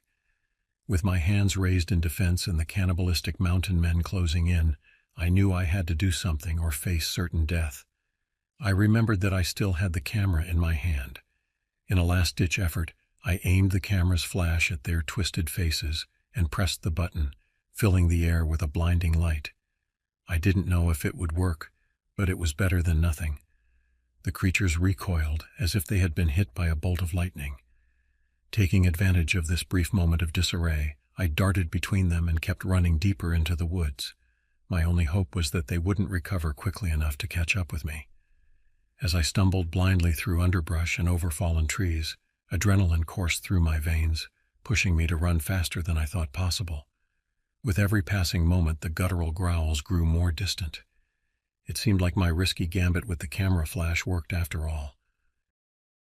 Eventually, through sheer luck or providence, I found myself on a well-trodden hiking trail. Desperately hoping that this could be my path to safety, I kept moving forward as quickly as my exhausted body would allow. While making progress on this trail, I suddenly encountered a group of hikers who were returning from their day's trekking adventure. Upon seeing my disheveled appearance, and hearing about my harrowing experience with the cannibalistic mountain men, they decided to escort me back to civilization. Together, we carefully made our way down the mountainside under the protective cover of our group's size. The hikers lent me their spare phone, which allowed me to call Ursula and inform her about what had transpired back at the cabin. She was at once relieved at my survival and horrified by our friend Eldon's fate. Upon reaching safety at the nearby ranger station, we alerted authorities to the dangerous mountain men who lurked in the woods. I provided a detailed account of my experience and handed over the camera with all its brutal visual evidence. The authorities quickly organized an extensive search and rescue operation, hoping to capture or eliminate the cannibalistic mountain men, but they remained elusive. It seemed as though these demented predators possessed an uncanny ability to avoid capture. In the days that followed, I was reunited with Ursula at the bed and breakfast where she had been waiting for me. We mourned Eldon together and contacted his family to relay the devastating news of his encounter with cruel fate. As the days stretched into weeks, I tried to put the nightmarish experience behind me. My sleep was haunted by visions of those twisted, blood-stained faces lurking in shadowy woods, their guttural growls a chilling reminder that true evil can exist in our world. We returned home feeling hollow and changed by our experiences. Yet we vowed never to forget those who were lost to these monstrous beings. Eldon and everyone else who took a wrong turn into that horrific territory. Months passed since my encounter with those cannibalistic mountain men. Their grisly stories spread like wildfire through hiker communities and local residents alike. The mountain range took on a sinister reputation in whispers shared around campfires and amongst friends at local bars. Despite numerous search operations undertaken by law enforcement agencies and seasoned trackers, no trace of these tormentors could be found. It seemed as if they had vanished back into the dark corners of the mountains from which they had come, leaving nothing but death, carnage, and their twisted legacy behind. I pray that wilderness will one day devour them, or deliver them into hands capable of putting an end to their malevolent existence. Until then, let this story serve as a warning for those who venture into the mountains. Be vigilant against evil that may lurk within, and never take for granted the safety of the well-trodden path.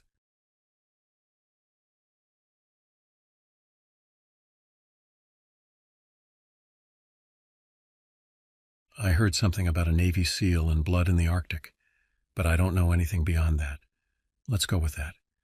Here's something I came up with. Let me know what you think. So I've been up in the Arctic for 2 months now. Part of it joined up. Nothing flashy, just surveillance. Mostly it's been quiet, boring even. I used to tell the new guys that the worst you'll face up here is a frostbitten toe, but I won't be saying that again. The other night I had the graveyard shift, holed up in a tiny shelter keeping an eye on the ice sheet. Coffee's my best friend when the temps drop, but that night I found myself brewing a third cup just for something to do. Maybe I should have done jumping jacks instead. Could have kept the blood flowing that way. Anyway, around 3 in the morning I hear something on the radio. Static crackles, then a voice. Sounds Russian. My years in language training kick in. It's hard to make sense of it, but I pick up the words, movement, target, and something about coordinates. My pulse quickens. Could be routine stuff, but I'm not taking chances. I grab my gear and step outside. Cold slaps me in the face. It always does. Even after all this time, that first breath is like a fist. The wind's whipping up, which is a pain, but it works in my favor. My thermal scope cuts through the swirling snow, and there it is, a speck on the horizon, barely visible, but moving fast. I radio HQ, report what I'm seeing, and request backup. Now remember how I said I was supposed to just be watching? Turns out I might as well have painted a big red target on myself. The movement, whatever it is, suddenly changes course. It's heading straight for me. I try contacting HQ again, but get nothing but dead silence. Then the power in my shelter shuts off. Darkness. Well, crap. Time for some good old-fashioned hide-and-seek. I ditch the shelter and start trudging through the snow. Even with the blizzard, I can tell I'm being tracked. I hear crunching footsteps behind me, faster than mine. I don't look back. Don't want to confirm what I already know is out there. I find a deep crevasse to hide in. Manage to squeeze into a tiny ice cave at its base. I hold my breath and listen. The footsteps stop right above my hiding spot. They circle around for what feels like hours before fading away. I wait longer just to be sure, then emerge stiff and colder than hell. Now I have a decision to make. Hike the 3-mile trek back to base or wait it out, and hope whatever hunted me is gone. I make it maybe 50 yards before I hear that heavy crunching again. It's closer this time, much closer. Whatever it is knows I'm here. I sprint, desperation giving me a burst of speed. My lungs burn like they're filled with acid. Then a scream pierces the night air. Not from me. I spin and see a figure outlined against the snow flurries. It could be one of my guys, but it doesn't move like a person. It staggers, then lurches forward, dragging something dark behind it. I don't need to see what it's dragging to know it's not good. I take off at a dead run, my only thought being to get back to base and warn the rest of the team. I'm not even halfway there when I hear a gunshot crack through the frigid air. My blood runs cold. I run faster, fueled by pure terror.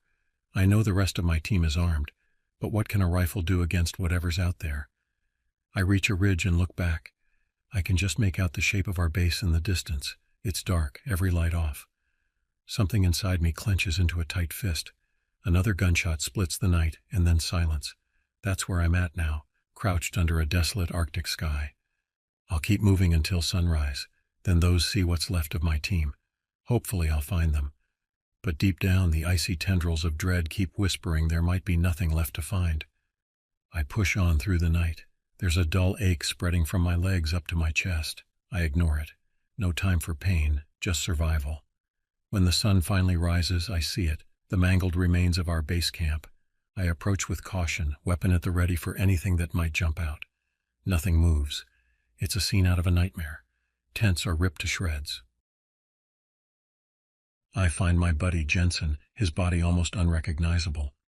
There are huge gouges across his chest, the snow-stained crimson around him.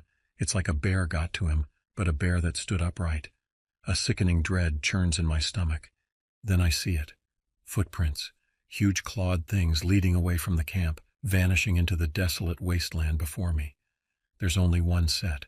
Whatever was here had hunted alone. I radioed for help, my voice cracking.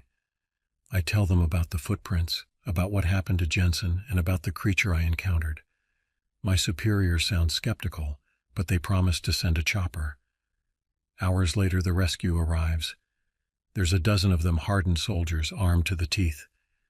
I lead the soldiers to where I found Jensen.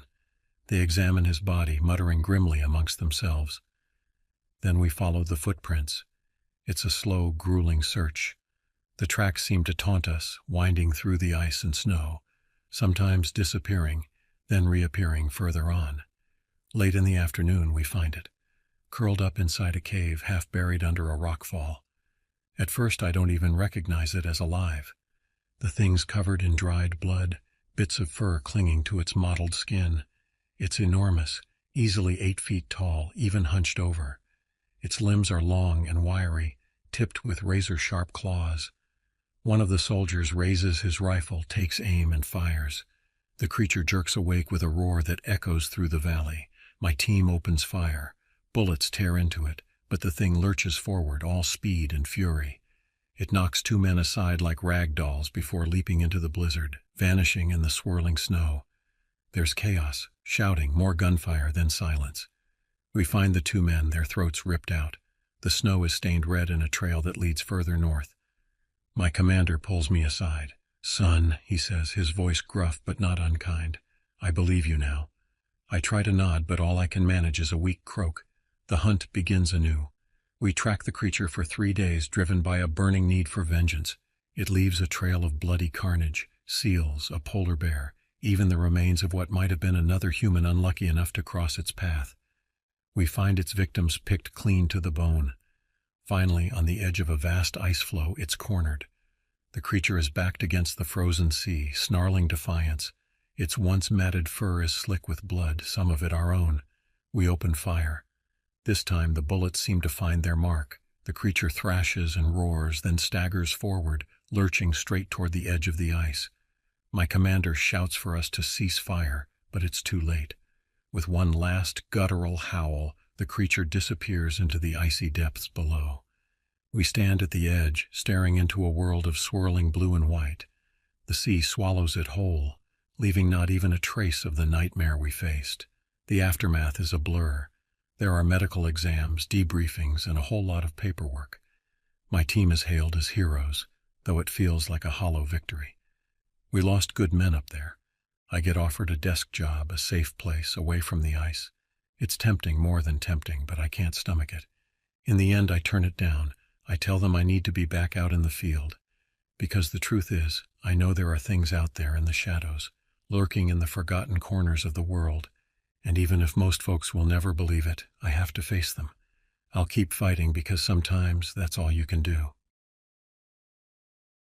My name is Alexander Wright, and I'm 31 years old, and what happened to me back in '90 still haunts me sometimes.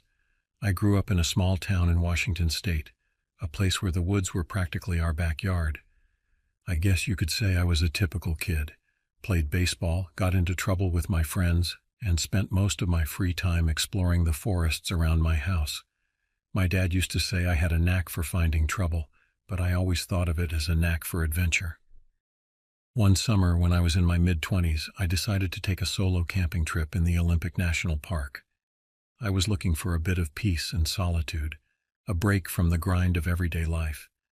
I'd done a lot of hiking and camping before, but this time I wanted to push myself, go a bit deeper into the wilderness. Little did I know that decision would change my life forever. I packed my gear, made sure I had enough supplies for a week, and set off in my trusty old Jeep. The drive up was beautiful with the dense forest on either side of the winding road, the kind of place where you could almost hear the trees whispering to each other. I found a spot to park, checked my map one last time, and headed into the woods. The first couple of days were amazing. I hiked through some of the most beautiful scenery I'd ever seen, set up camp by a crystal-clear stream, and cooked my meals over an open fire.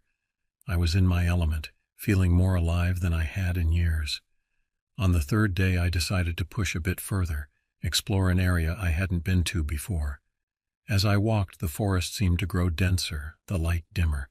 It was almost as if the trees were closing in on me. I shrugged it off, telling myself I was just imagining things. But then I stumbled upon something that made my blood run cold. An old, abandoned campsite. It looked like it had been there for years. The tent was torn to shreds and there were scattered belongings everywhere. A backpack, a couple of rusted pots, and even a pair of muddy boots. I couldn't shake the feeling that something terrible had happened there. I thought about turning back, but curiosity got the better of me.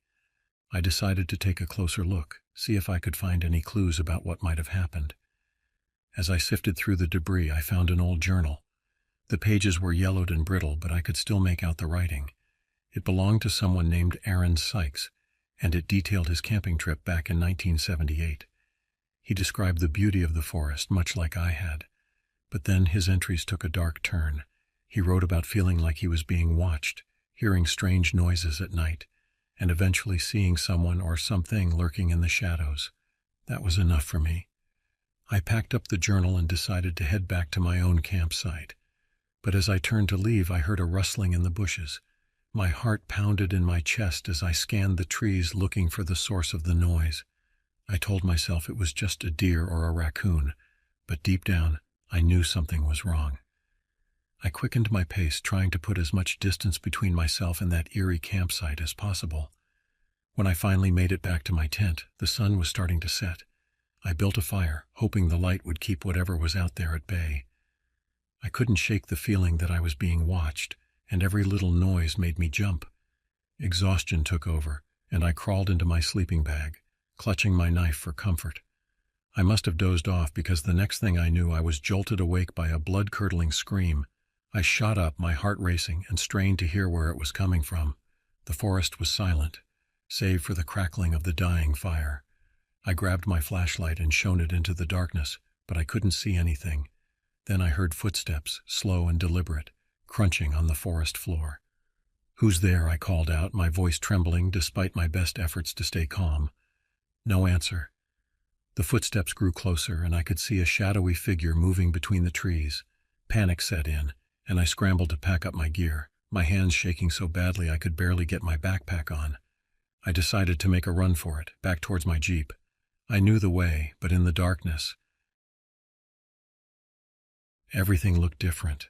The trees seemed to close in around me, and every rustle of leaves sounded like someone or something was right behind me. I ran faster than I ever had in my life, my breath coming in ragged gasps. Just when I thought I couldn't go any further, I saw the faint outline of my Jeep through the trees. Relief washed over me as I fumbled for my keys, but just as I unlocked the door, I felt a sharp pain in my side. I looked down and saw blood, my blood soaking through my shirt.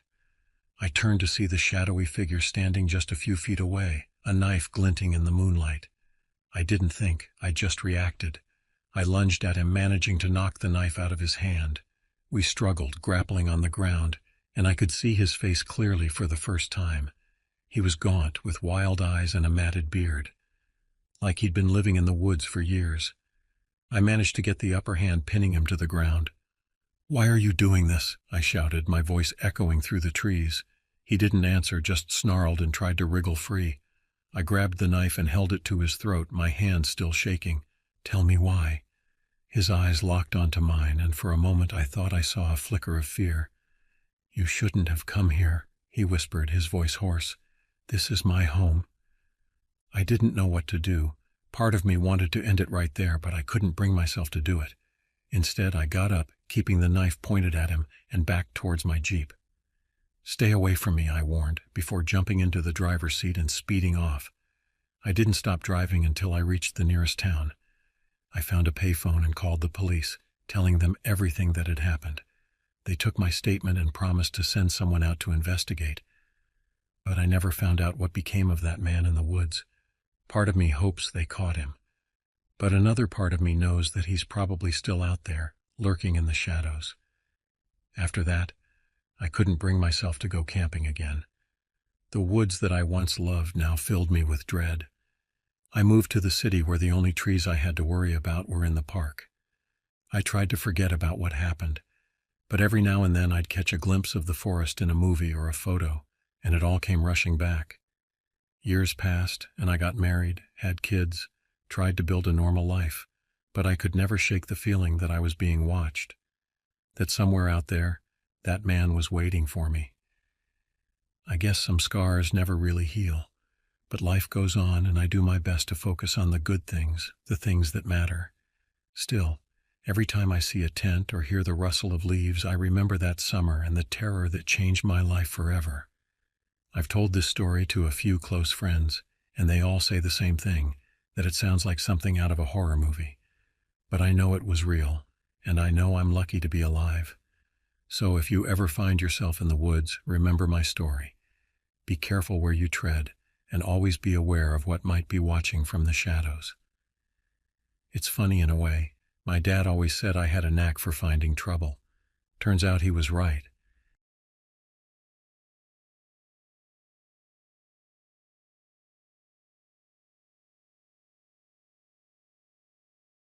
My name is Isaiah Flores, and I'm 27 years old. And this happened to me on March 9th, 1980. I always liked to hike, always been more of an outdoor guy, never a city slicker. Guess you get that growing up in the Rockies, so many trails to lose yourself in. That's the thing I loved, the quiet, the way the world drops away, and it's just you and the trees and the sound of your boots on the dirt. This time I decided to explore the Absaroka Range in Montana. Heard it was some of the most rugged and untouched wilderness left in the lower 48. Reckon I wanted a challenge. A buddy of mine even warned me about grizzly country up there. I just laughed. I always carried my .357 Magnum. Figured if a damn bear decided I was on the menu, it'd be in for a surprise. First day out was about what you'd expect. Trees, birds, the whole 9 yards. I set up camp that night near a stream. Good, clear water. Built a small fire, ate some jerky and beans. Nothing fancy. Sun goes down in the mountains, man. It gets dark. No city lights out here to mess with the stars. Next morning I'm out early, packed up and ready to get deeper into the Absarokas. Now there's trails at the lower elevations. Don't get me wrong, but they're the ones everyone with a pair of hiking boots tackles. I wanted solitude, so it was compass, map, and gut instinct for me. Around midday is when things started to feel off. I wasn't lost, mind you. Knew where I was on the map. Just the air felt different. The silence was too thick, if that makes sense. No birdsong, no squirrels rustling in the leaves. Even the wind seemed to be holding its breath. I stopped for a swig of water from my canteen. That's when I saw it. Not the whole thing, mind you, just a flash of movement and a low growl. I spun around, rifle up, heart pounding as if I'd run 5 miles, but there was nothing there. Chiding myself for being jumpy, I moved on, slower now, scanned the trees, the undergrowth, the rocks, trying to see who or what made that noise. Couldn't shake the feeling I wasn't alone. And that's when I came across it laid out across the path like some morbid welcome mat. It was a deer carcass. Now finding bones out in the wilderness ain't weird. Predators and scavengers got to eat too. But this, it was wrong. The thing was torn to shreds. Not eaten, mind you, just ripped open like some giant had gotten bored with a chew toy. No blood, though, clean as if it had been washed by a rainstorm. Something about those exposed bones set my teeth on edge. I should have turned around right then, called it a trip, headed back to the truck and told myself some mountain lion or wolverine went crazy one night. but a stubborn sort of pride welled up in me. I wasn't going to let some spooky carcass scare me off my trek. The afternoon went slow.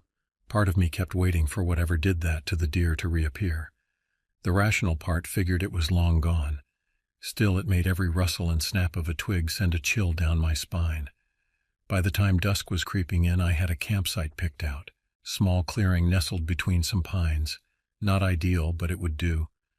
While I'm setting up gathering firewood, I can't help but think about the deer. Something that could do that was out there with me. Something strong, and something not right. The campfire flickered to life as the darkness deepened, tried to pretend it was like any other night. But that night, man, the shadows played tricks on my eyes. Every creak of tree branches sounded like claws on bark.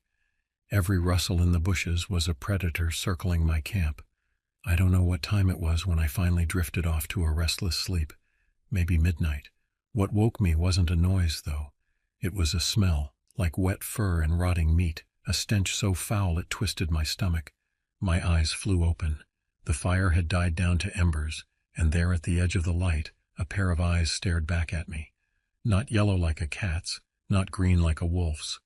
No color at all, far as I could tell, just reflecting the faint embers like two moons swallowed by darkness. I fumbled for my rifle, terror clawing at my throat, but those eyes, they never moved, never blinked, just held my gaze in that unnatural stillness. The shape behind them couldn't make it out. Too big for a bear, wrong build for a wolf, but it was there, heavy breathing filling the cold night air. I yelled just to break the silence, a stupid primal thing, maybe to scare it off, maybe to scare myself into action. It didn't react. Those damn eyes just bored into me, unblinking. That's when I decided not to wait to find out what the hell I was facing. I scrambled up, snatching my pack, and stumbled away from the campsite. The eyes followed me, but the thing never emerged from the shadows. I ran, heart pounding, lungs burning, branches whipping at my face. Didn't matter which direction, just away from those eyes. Fell twice. Got mud and pine needles in my hair, didn't care. Finally, as dawn started to paint the sky, I collapsed against a massive oak tree, gasping for breath. I must have passed out. When I woke, the sun was higher. I was still alone, but the immediate terror had faded a bit.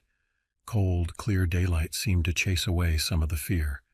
Still, that wrongness, that sense of something out there with me, it lingered.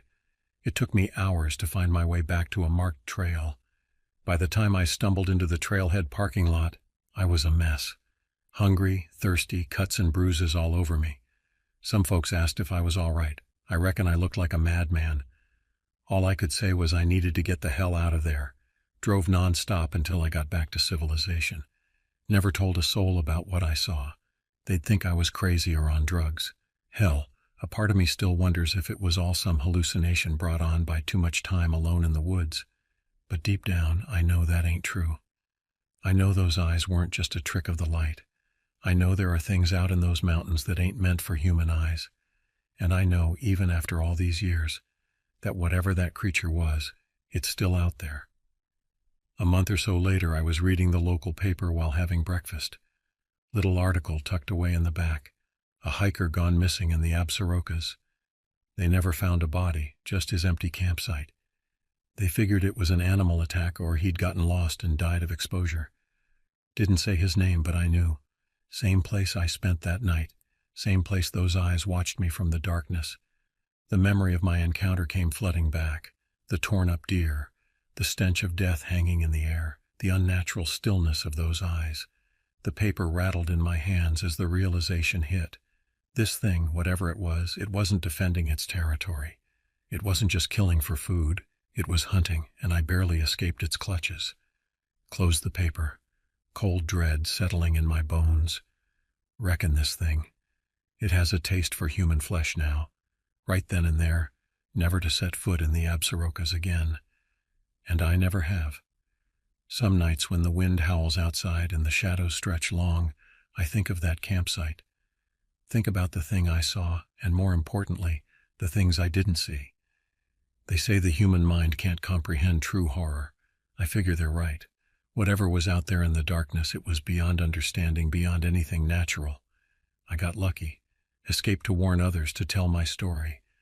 But the thing in the Absarokas, that creature's still waiting, still hunting, and those damn eyes, I'll never forget them.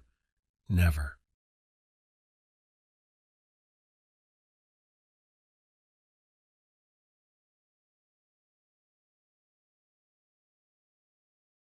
Last Sunday, I decided to go on a camping trip with my friends to the dense cedar forest, located 2 hours away from our city. I was very excited about this adventure, as it was an opportunity to escape from work pressures and daily life. I packed everything I needed: a tent, sleeping bag, food, water, and of course my mobile phone to take pictures and send updates to my family. I promised my little sister Sarah that I would send her daily video updates about my trip. On Monday morning, I set off with my 3 friends, Jake, Mike, and Tom. The trip was fun. We exchanged stories and jokes all the way. We arrived at the edge of the forest in the afternoon and started our journey on foot towards the campsite we had chosen. The view was stunning. Giant cedar trees surrounded us on all sides, and the fresh air filled our lungs. I felt relaxed and at peace as I walked amidst this enchanting nature. After 2 hours of walking, we reached the campsite. It was a beautiful spot next to a small stream. We set up our tents and lit a fire to cook dinner. We sat around the fire exchanging stories and laughing until late at night. Before going to sleep, I sent a short video to my sister Sarah, telling her about our first day and how wonderful it was. I promised her more updates in the coming days. I woke up on Tuesday morning to the sound of birds and the gurgling of water. It was another beautiful day. We spent the day exploring the area surrounding the campsite. We found a small waterfall and swam in the cold pool beneath it. In the evening, I sent another update to Sarah, but I noticed that the phone signal was very weak. I told myself I would try to send more updates tomorrow when we moved to another area. Wednesday was different. We woke up to the sound of thunder. The sky was overcast with dark clouds. We decided to stay at the camp instead of exploring. I tried to send a message to Sarah, but there was no signal at all. It started raining heavily in the afternoon. We had to stay inside the tents. The atmosphere was gloomy and tense. I felt worried about not being able to communicate with my family, but I tried to reassure myself that everything would be okay. But things were not okay. In the middle of the night, we woke up to a terrifying scream. It was Jake's voice. We got out of our tents to find him, but he had disappeared. We searched everywhere around the camp, but found no trace of him. We spent the rest of the night in a state of fear and anxiety. We couldn't sleep.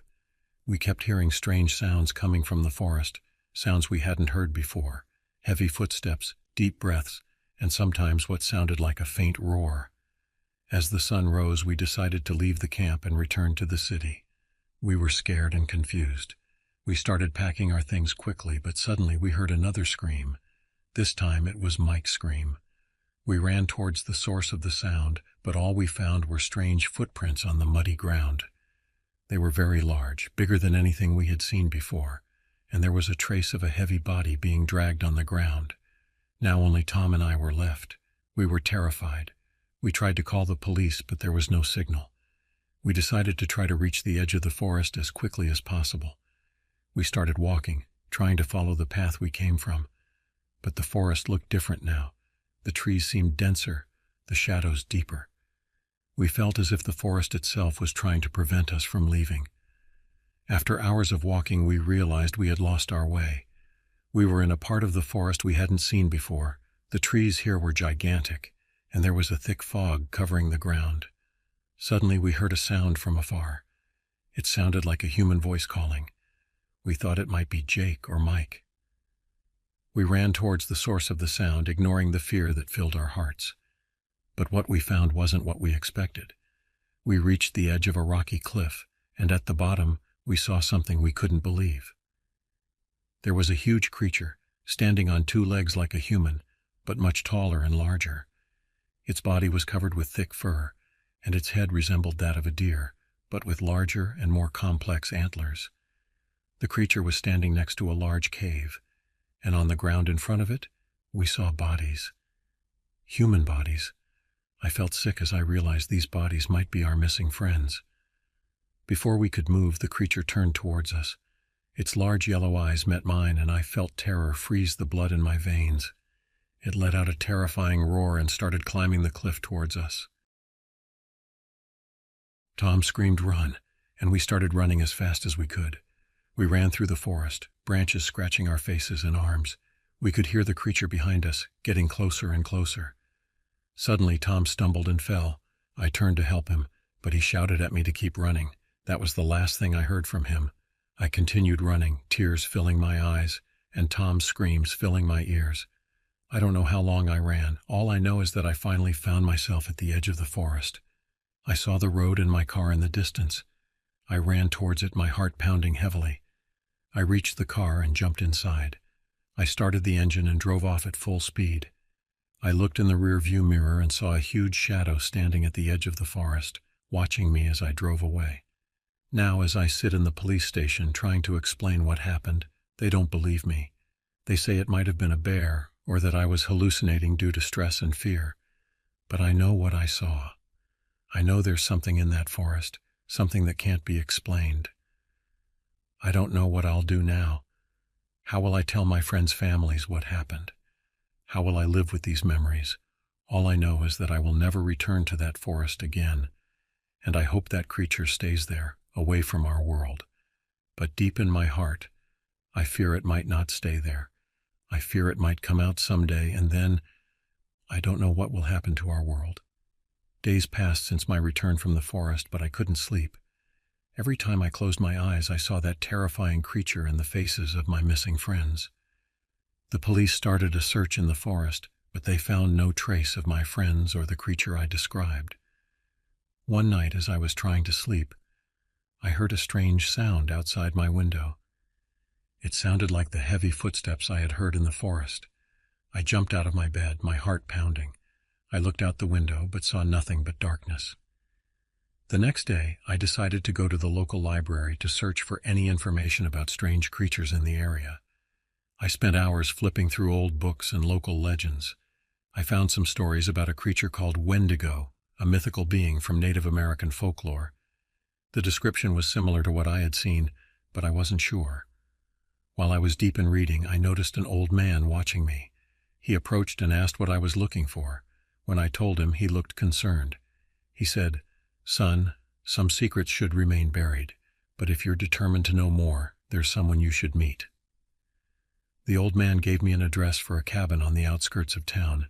He said the cabin's owner was called Uncle Joe, and he was a Native American who knew a lot about the area's history and secrets. The next day I went to the cabin. It was a simple place, surrounded by trees. I knocked on the door, and after a moment an old man with a wrinkled face and a sharp gaze opened it. "You're the young man who saw the Wendigo, aren't you?" he asked me directly. I was surprised that he knew the reason for my visit. Uncle Joe invited me in and began to tell an old story. Hundreds of years ago, this land was sacred to our people, but strangers came and cut down the trees and built their cities. Nature became angry and the ancient spirits awakened. The Wendigo is the embodiment of this anger. He told me that the Wendigo appears every few decades, takes some victims, then disappears again. "But this time is different," Uncle Joe said with concern. "It's getting closer to the town. The forest is shrinking and the Wendigo feels threatened. It's looking for a new place." I asked him what I could do. He looked at me with sad eyes and said, "Son, you're now part of this. The Wendigo saw you and let you live. This means it chose you for a reason." I felt terror coursing through my body. "What does that mean?" I asked with a trembling voice. "It means you're the only one who can stop it. You must return to the forest. You must find the cave you saw and destroy it. That's where the Wendigo draws its power from." I left Uncle Joe's cabin feeling confused and scared. How could I return to that terrible place? How could I face that creature again? That night I woke up to the sound of screaming. It was coming from the street. I looked out the window and saw my neighbor running down the street, screaming that a monster had attacked his son. I felt panic fill me. The Wendigo had started attacking the town. I realized I had no other choice. I had to go back to the forest. I had to stop this nightmare. The next morning I packed some equipment, a flashlight, rope, knife, and some food and water. Before I left, I remembered something Uncle Joe had said. I went to the local herb shop and bought some herbs he said might help protect me. I reached the edge of the forest at noon. I stood there for a while trying to gather my courage. Then slowly I began to enter between the trees. The forest was unnaturally quiet. I couldn't hear any birds or animals. The air was heavy and humid. I walked for hours trying to remember the way to the cave. As the sun set, I began to feel desperate. I was lost and didn't know where I was going. Suddenly I heard a voice from afar. It sounded like Jake, my missing friend. "Jake?" I called out. There was no response, but I heard the voice again, this time closer. I started running towards the source of the sound, ignoring my mind's warning that this could be a trap. I reached an open area in the forest, and there, in the middle of the clearing, I saw it. The Wendigo was standing there, tall and terrifying as I remembered it, but this time it was looking directly at me, as if it had been waiting for me. I felt paralyzed with fear. I wanted to run, but my feet refused to move. The Wendigo started approaching me slowly. Each step shook the ground. Suddenly, I remembered the herbs I had bought. With a trembling hand, I took them out of my bag and threw them towards the creature. Something strange happened. The Wendigo started to retreat, as if the smoke rising from the herbs was hurting it. I took this opportunity and ran. I ran like I had never run before. I heard the Wendigo roar behind me, but I didn't stop. After what seemed like hours, I reached a rocky slope, and there I saw the entrance to the cave. I quickly entered the cave, my heart pounding hard. The place was dark and damp. I turned on my flashlight and looked around. The cave walls were covered with strange drawings and ancient marks. Deep in the cave I found a large room, and in its center there was a large stone inscribed with strange symbols. I felt a strange energy emanating from the stone. Suddenly I heard the Wendigo's voice approaching. I had no time to think. I took out the knife and started carving into the symbols on the stone, trying to destroy them. With each symbol I destroyed, I felt the cave shake. I heard the Wendigo's scream getting closer and closer. I continued carving with all my strength. Finally, with the last symbol I destroyed, there was an explosion of light. I felt a wave of energy rush through the cave. I heard the Wendigo's scream, but it was different this time. It was a scream of pain and defeat. Suddenly silence prevailed. I slowly left the cave, afraid of what I might see. But the forest was quiet. There was no trace of the Wendigo. I returned to town exhausted and confused. I wasn't sure exactly what had happened, or if the Wendigo had really disappeared. In the following weeks there were no more attacks.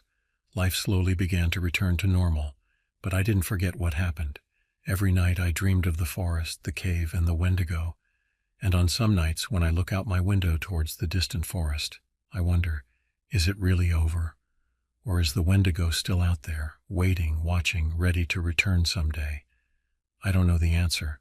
All I know is that I will never forget what happened in that forest, and that I will always be ready, in case the Wendigo returns someday. Months passed, and life in our small town seemed to return to normal. The disappearances of Jake, Mike, and Tom were still unsolved mysteries, but people had started to move on. I, however, couldn't shake off the memories of what I'd seen in the forest. One day I received a call from an unknown number. When I answered, I heard a familiar voice. It was Uncle Joe. "You need to come to the cabin," he said urgently. "There's something you must know." I drove to Uncle Joe's cabin that evening, my mind racing with possibilities. When I arrived, I found him sitting on his porch, looking more worried than ever. "It's not over," he said as soon as I approached. "The Wendigo, it's evolving." Uncle Joe explained that he had been having visions, terrible nightmares of the Wendigo changing, growing stronger. "The ritual you performed in the cave," he said, "it didn't destroy the Wendigo, it forced it to adapt." He told me that the Wendigo was now able to take on human form. It could walk among us, undetected. "But it still needs to feed," Uncle Joe warned, "and it's hungry." As if to confirm his words, we heard a news report on the radio inside the cabin. There had been a gruesome murder in town, a body found mutilated in a way that the police couldn't explain. "It's starting again," I whispered, feeling a chill run down my spine. Uncle Joe nodded gravely. "You're connected to it now," he said. "You're the only one who can sense its presence. You need to find it and stop it before it's too late." I left Uncle Joe's cabin with a heavy heart and a terrible responsibility. How was I supposed to find a creature that could look like anyone? Over the next few weeks, more mysterious deaths occurred in town. Each time I felt a strange sensation, a sort of tingling at the base of my skull. I realized this must be what Uncle Joe meant about sensing the Wendigo's presence. I started investigating each incident, following my instincts. I noticed patterns. The attacks always happened on nights with no moon, and always near wooded areas. One night, while I was staking out a park at the edge of town, I saw something that made my blood run cold. A figure emerged from the shadows, moving with an unnatural grace. At first glance it looked human, but as it passed under a streetlight, I saw its eyes gleam with an eerie yellow light. I followed the figure, my heart pounding. It led me to an abandoned warehouse on the outskirts of town. As I watched, the figure's shape began to change, stretching and contorting until it once again resembled the monstrous Wendigo I had seen in the forest. I knew I had to act, but I felt woefully unprepared. Then I remembered the herbs that had helped me before. I had brought some with me just in case. I took them out, set them alight, and threw them into the warehouse. The effect was immediate. I heard an inhuman shriek of pain from inside. The Wendigo burst out of the warehouse, its human disguise gone, revealing its true, terrifying form. It saw me and roared in fury. I turned and ran, leading it away from the town and back towards the forest. I don't know how long I ran, but eventually I found myself back at the cave where this had all started. I dove inside, the Wendigo close behind. In the heart of the cave, I saw the stone with the symbols I had destroyed months ago. But now, new symbols were forming, glowing with an otherworldly light. I realized what I had to do. As the Wendigo entered the cave, I began to carve new symbols into the stone, symbols of protection that Uncle Joe had taught me. The Wendigo howled and charged at me, but with each symbol I completed, it seemed to grow weaker. Finally, as I finished the last symbol, there was a blinding flash of light. When my vision cleared, the Wendigo was gone. In its place was a swirling vortex of energy. Somehow I knew that this was a portal to the spirit world, where the Wendigo truly belonged. Without thinking, I reached out and touched the vortex. Immediately I was overwhelmed with visions. I saw the history of the land, the anger of nature, the pain that had created the Wendigo, and I understood. When I came to, I was lying on the floor of the cave. The vortex was gone, and with it the Wendigo. But I could feel that something had changed within me. I returned to town a different person. The killing stopped, and slowly, life truly did return to normal. But I knew that my role as protector had just begun. Now, as I stand at the edge of the forest, I can feel the balance between our world and the spirit world, and I know that if that balance is ever threatened again, I'll be ready. The Wendigo taught me that there are forces in this world beyond our understanding. But it also taught me that with knowledge, courage, and compassion, even the most terrifying monsters can be overcome. As I turn back towards the town, I smile.